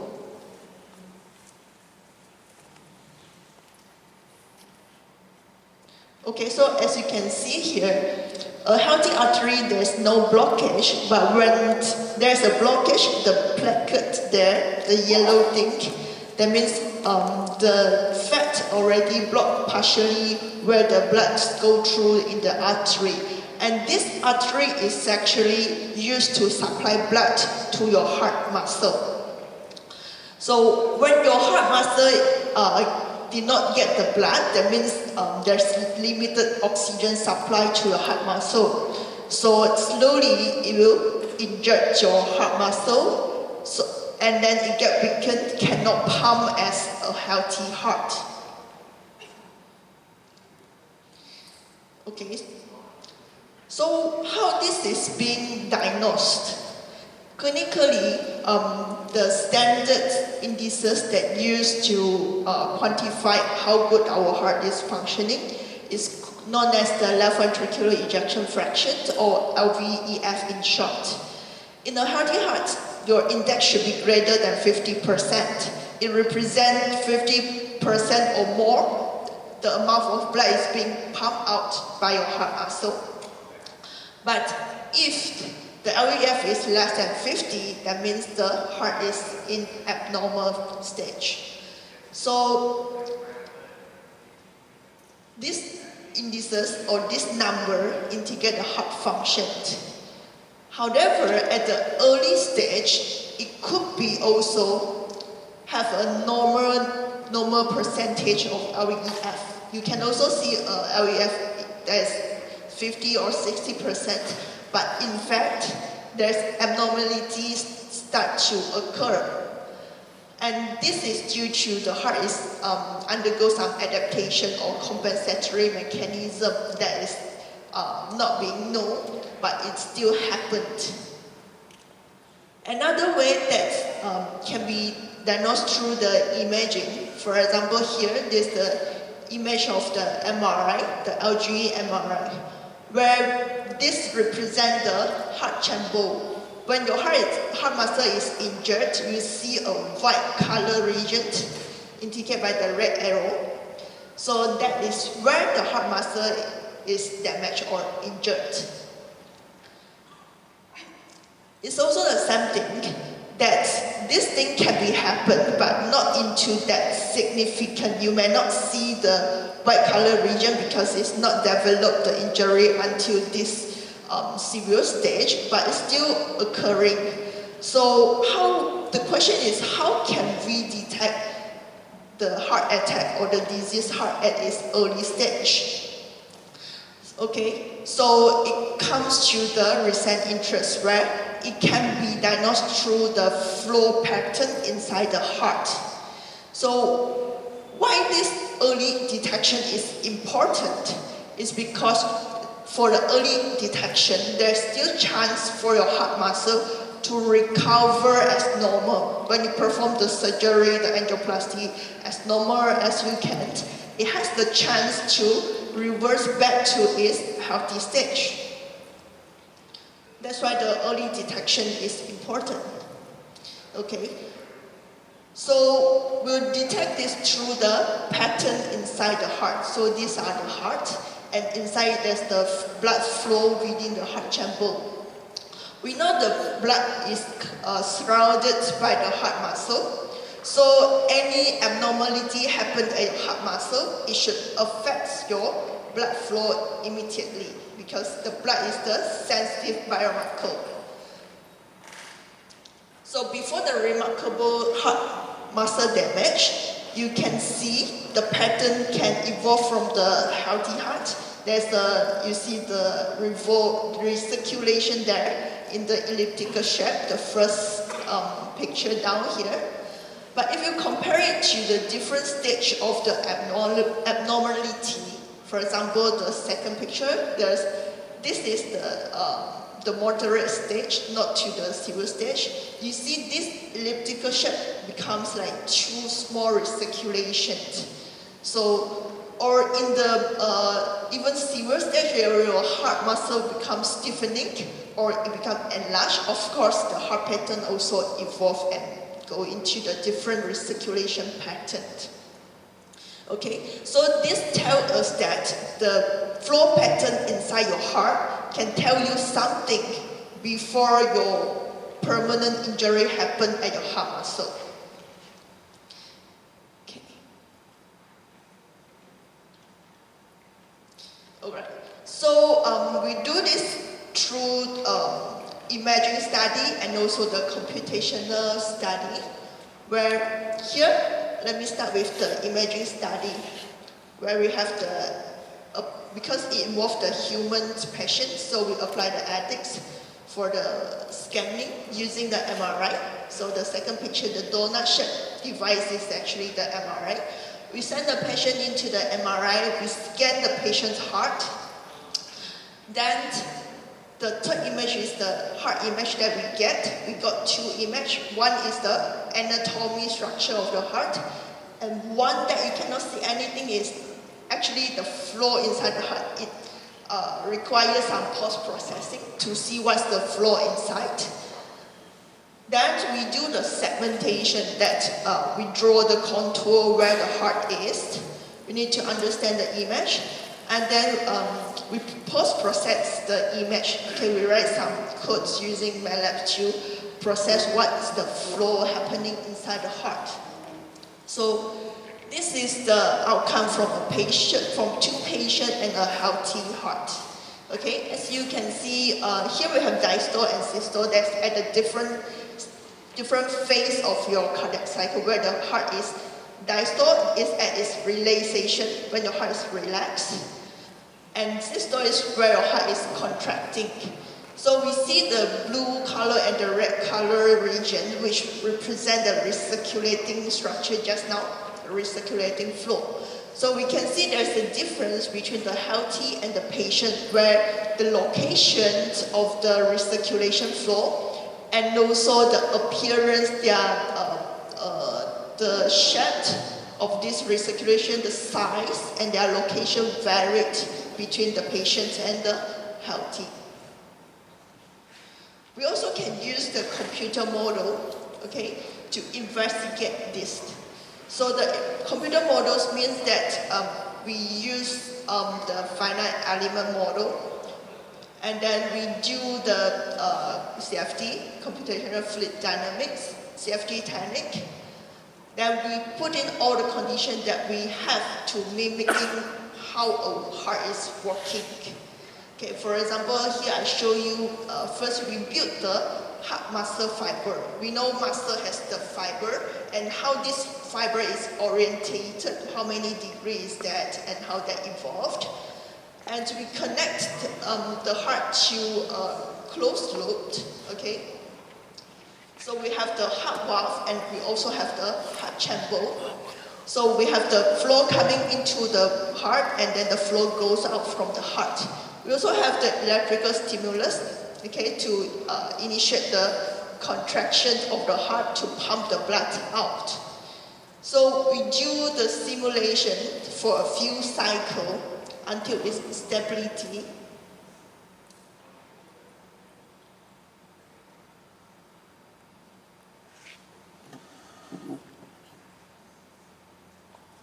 Okay, so that's why we get what's happening inside the heart by looking at what's happening during the contraction and relaxation. So we'll focus on the recirculation, what's the pattern, and how much the velocity or how much amount of the blood is going out from the heart. Okay, during the contraction and during the relaxation. This is just the animation. So we do the analysis using some equation to look at the difference between the healthy and the patient. All right. So here is also a capture of what happening during the cardiac cycle between different phases in a healthy and also in a heart attack patients. What's their difference, okay, and their velocity value, magnitude. Apart from the appearance of the vortex or the recirculation flow, we also notice their energy loss could be different, okay? In fact, that energy loss inside your heart, okay, within the blood. If there more energy is being dissipated, more energy is lost, that means it's very bad for the patient, because the energy is lost as a heat instead of being used as a pump function to pump the blood out. Okay, so what's the implication here? So the flow inside the heart actually can be an indicator for the abnormality of your heart. So by investigating what are the potential flow indicator and what are the risk factor for the heart attacks, it can help us to improve the understanding how the mechanism is happening and then decide the treatment strategy. and clinical intervention that aim to inhibit the injury or the area or the size of the dead muscle around the heart can help to minimize the energy loss and also improve our heart function through the flow efficiency. So what's the current research evolving about the heart models? So just now I show you is just a simple shape of the heart, just an elliptical.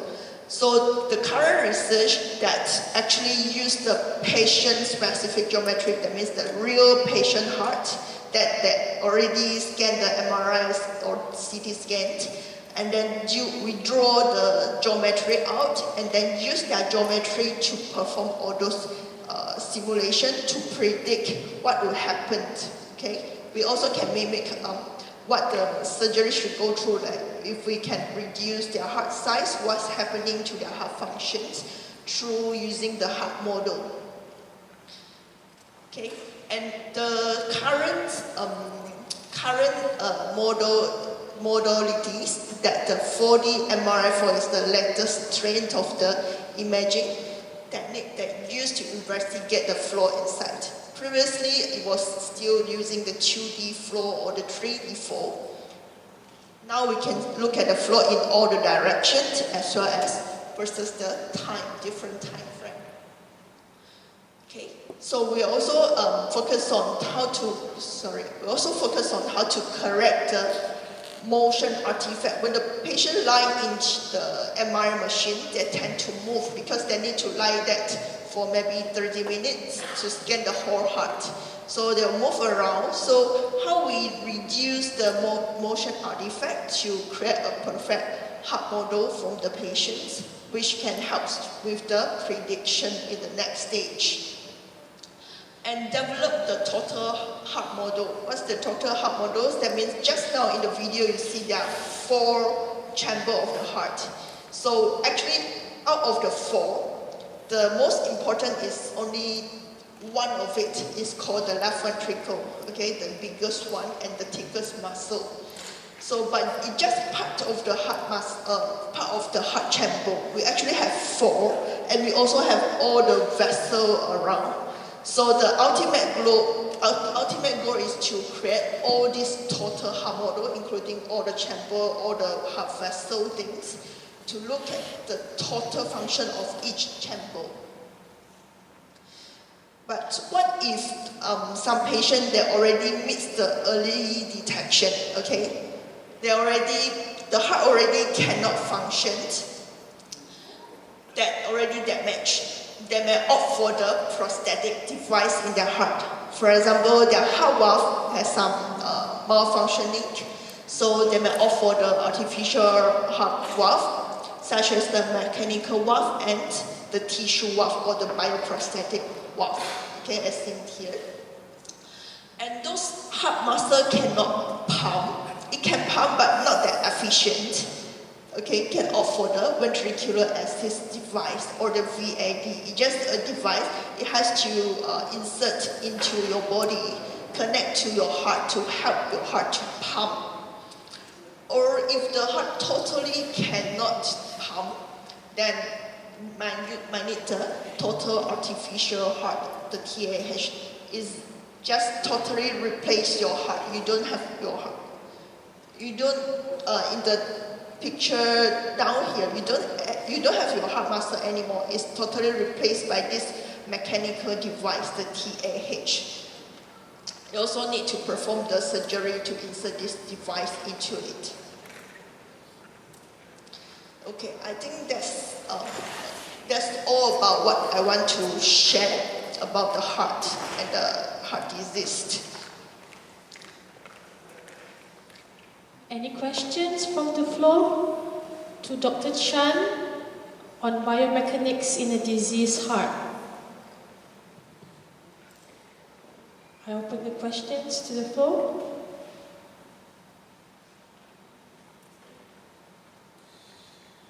Anybody? No? If no questions, thank you very much, Dr. Chan. Please remain on stage. I'm calling up on the stage. Ladies and gentlemen, moving on.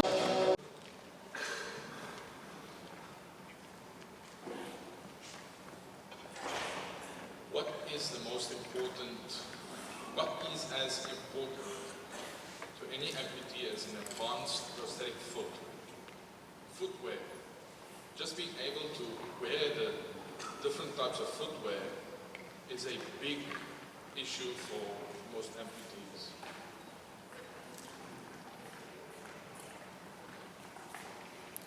With the Prosthetics LP, we can offer a unique combination of dynamic cut carbon fiber foot with an adjustable alignment feature, which offers the users the opportunity to maintain optimal alignment and dynamics. With this, the end user will improve body posture and safety while keeping a more symmetrical gait.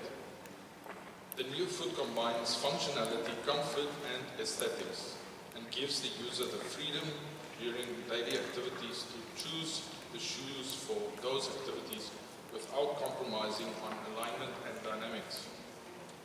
These alignment and dynamics are important to the user to use the foot like non-prosthetic users do, by changing footwear on a regular basis.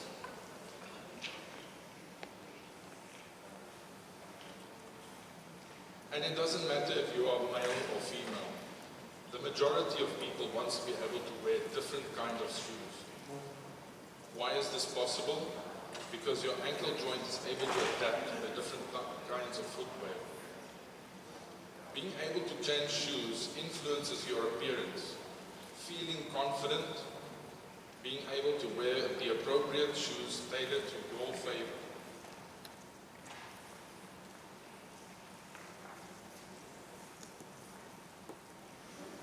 Being able to change shoes is common sense for non-amputees. If amputees would like to do the same, can they do it as easy? The prosthesis is aligned to one pair of shoes only, so changing shoes can easily cause problems. Changing shoes for prosthetic users is a very big issue. Being able to change shoes is common sense for non-amputees. But what happens if you change shoes resulting in a change of heel height without changing the prosthetic alignment accordingly? The prosthesis could tilt forward or backward, influencing the stability of the prosthesis and or the knee, and also the stability of the user.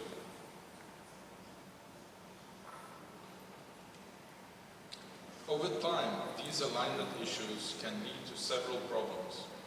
The wrong alignment changes the ground reaction forces on the prosthesis, which will lead to a wrong transfer from these forces from the socket to the residual limb, causing residual limb problems.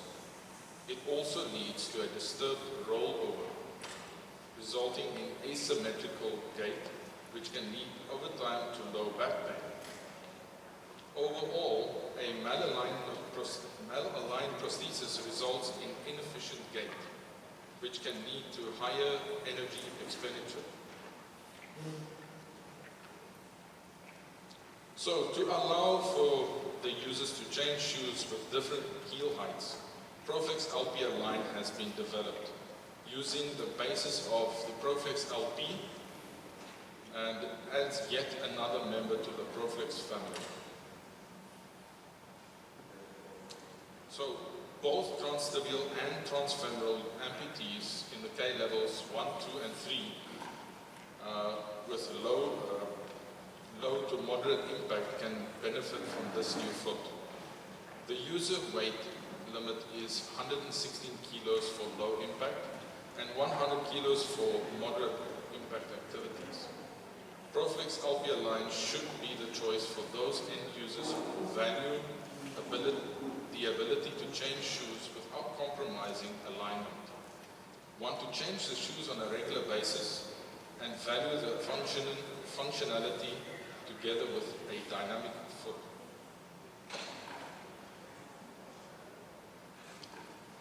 So as an overview, the foot contains a hydraulic ankle unit.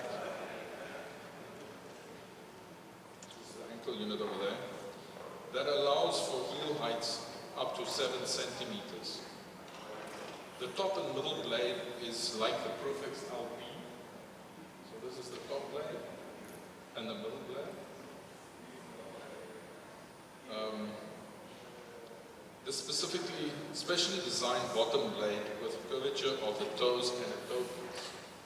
So it has an extra curve at the tip of the toe, and there's a small toe piece that goes on top of the blade. And there's also a cosmetic cover if desired. Now let's take a closer look at the different components in the Prosthetics LP line. The carbon fiber foot is a three-blade design like Prosthetics LP, and some changes has been made to the sole blade to adapt to different heel heights, with a hydraulic unit at the top.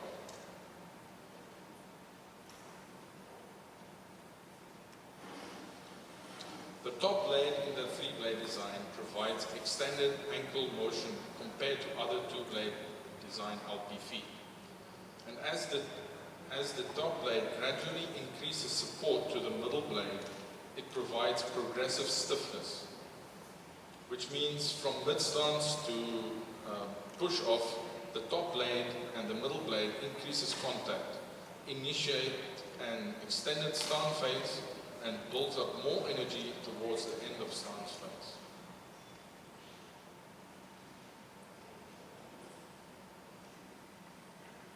So the middle blade is a reverse tapered blade. You can see it's not very clear there. It's reverse tapered, the middle blade, to allow for more dynamics. The blade is thinner at the posterior side and thicker towards the bottom blade bolts, compared to the LP Veriflex blade. The flexibility of this shape results in the approximate location of the functional joint center to move towards the posterior part of the foot, closer to the physiological ankle joint location. The full effective foot length creates a carbon fiber lever arm that completely fills the foot cosmesis and results in an increased push-off. The increased width of the forefoot increases stability until late stance. The sandal toe design allows for sandal clamping, but also creates a big toe shape that allows for both late stance stability and push off a toe off. The sole blade splits from midfoot to forefoot to allow for multi-axial capability. The foot cover is already used, like for other Prosthetics family members, optimizes the function for the sole blade and improves rollover. The material is more gripping, which allows for barefoot walking, and is easy to clean and lightweight. So that brings me to the next part of the foot, the hydraulic ankle unit. So on the left, we can see the hydraulic housing in a neutral position, on level ground, and on the right side in the same housing in maximum position of 7 centimeters heel height. The center of rotation is the pivot in the hydraulic ankle. The benefit of this hydraulic ankle compared to a mechanical ankle is total freedom of movement without mechanical intervals. In terms of reliability, a hydraulic unit has been proved to work well. And before we end this, I just want to mention that you do always need to lock the hydraulic ankle unit at set the correct heel height for your shoes, but you can never ever use it unlocked. So it's not a hydraulic ankle unit where you can walk with it freely in an open position. It always needs to be locked. Thank you.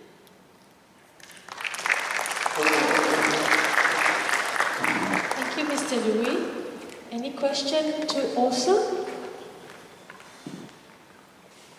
on their products or any development, current development?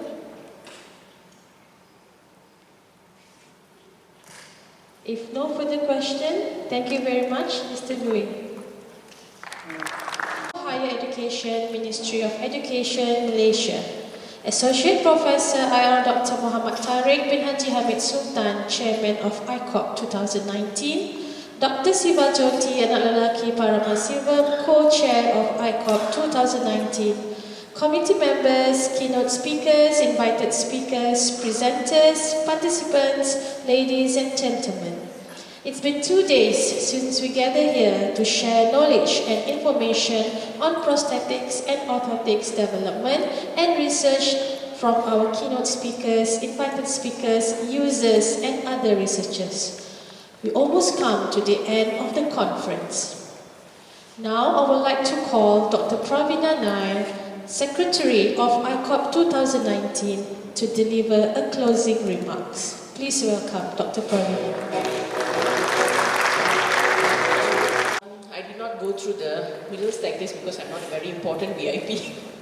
So I'm a part of this organizing committee, and before I start my speech, I would like to thank Yang Berbahagia Professor Dr. Muhammad Fauzi Muhammad Zain, Director Institutions of Higher Education Research Excellence Division, Department of Higher Education.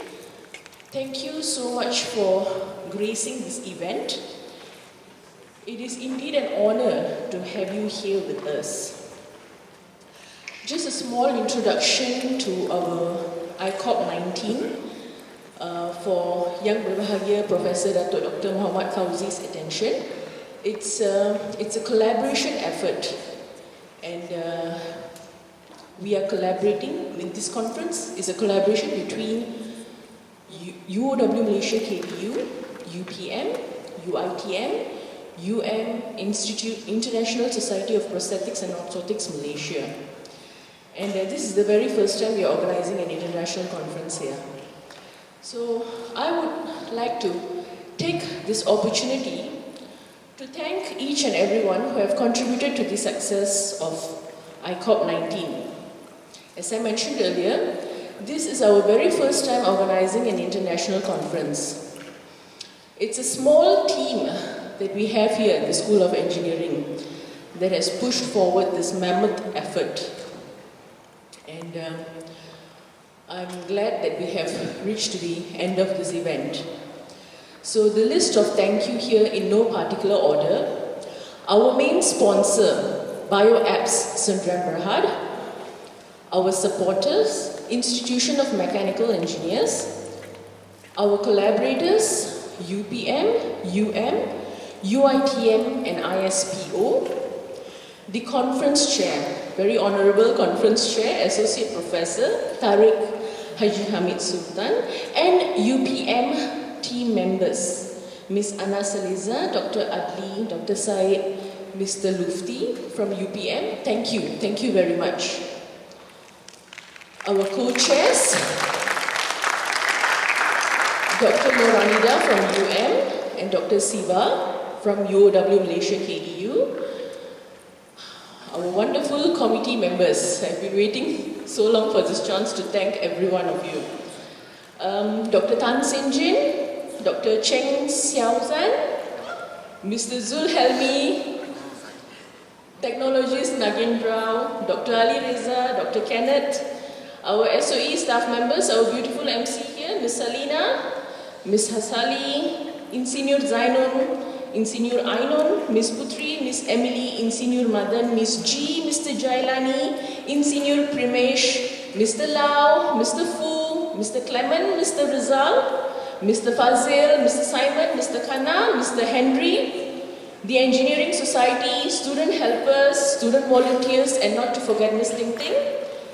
Thank you very, very much for making this event a success.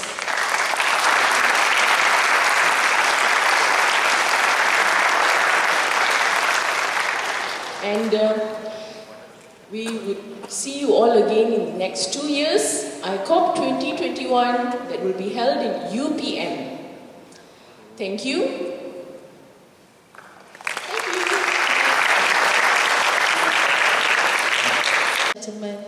would like to call Yang Berbahagia Profesor Dato' Dr. Muhammad Fauzi Muhammad Zain, Director Institution of Higher Education Research Excellence Division, Department of Higher Education, Malaysia, to deliver his closing speech. Please welcome Yang Berbahagia Dato'.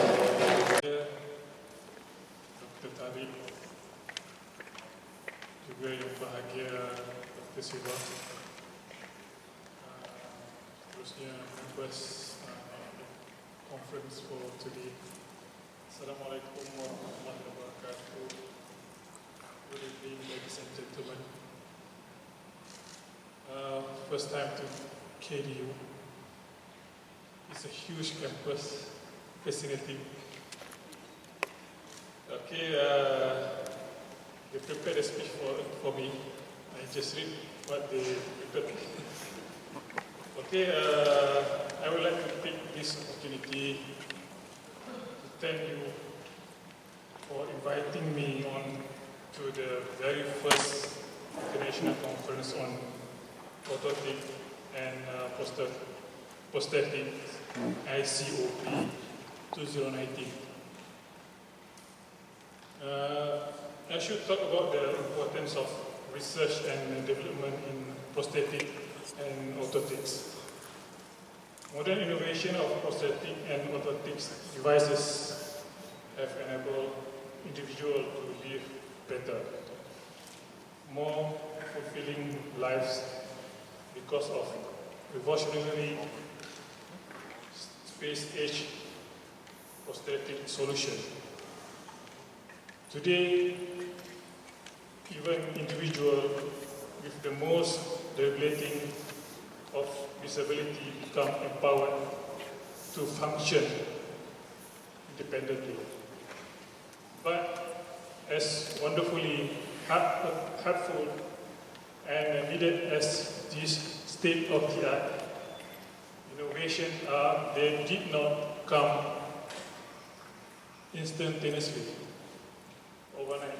Nearly all the breakthrough in the science of prosthetic and orthotic have been product of decades of intensive research, which have continued to improve upon prototypes and older models in order to fashion the more economically designed solution that provide maximum comfort, usability, durability with aesthetic beauty. Research is the cornerstone of most orthotic as well as prosthetic sciences because it geared towards artisanal craftsmanship with people live in mind, with each prosthetic and orthotic device made to custom specification, understanding how the human body functions and how it can be made to function in a better way to ensure the best possible results. Not so many years ago, prosthetics were only made to look aesthetically similar to or as close to a limb as possible. Most were successful in this regard, but were generally lacking in functionality. Prior to the present time, advanced prosthetic sciences developed functioning prosthetic that lacked an aesthetic touch. It wasn't only until the advancement of prosthetic and orthotics research that fully functional and aesthetically pleasing solutions were realized towards various handicaps.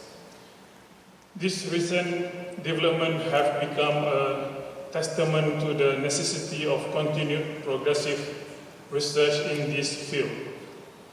In the future, it is hoped that this solution will continue to excel until such time that even the most debilitating of handicap needs no longer to be deemed handicap. It has been a pleasure being with all of you today. I wish that the research effort in this field of continues for benefit the humankind. Thank you very much. Thank you very much, Yang Berbahagia Dato'. Please.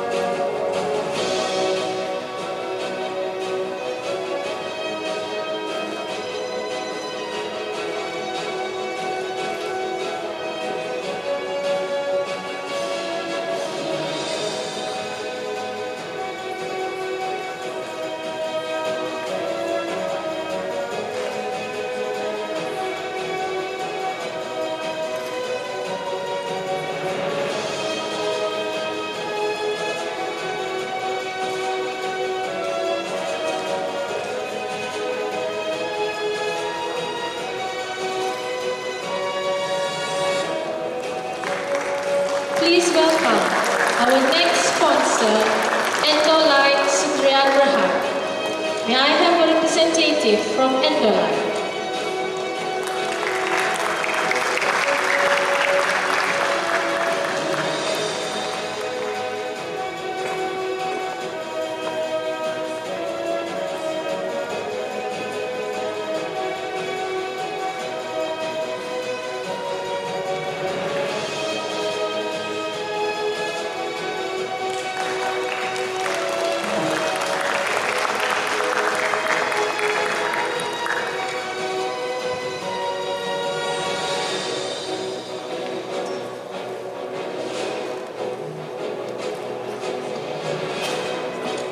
And last but not least, please welcome Live Brace Rehab Appliances as our third sponsor.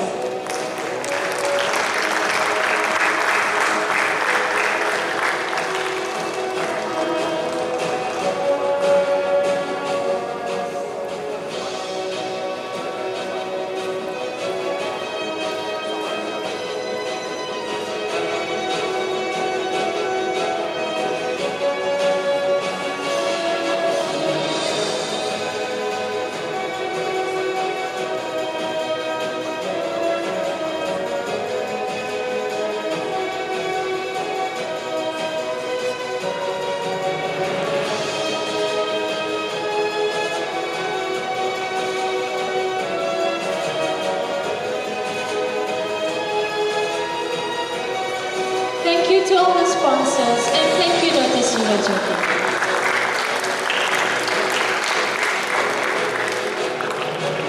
Ladies and gentlemen, with that, we had come to the end of the closing ceremony. As I mentioned before, it's been a great 2 days of knowledge and information sharing on prosthetic and orthotics. Please refer to the agenda for the venue of the presentation. Ladies and gentlemen, thank you again, and we'll see you in the next iCOP. Inshallah, God will. Assalamualaikum and have a great day.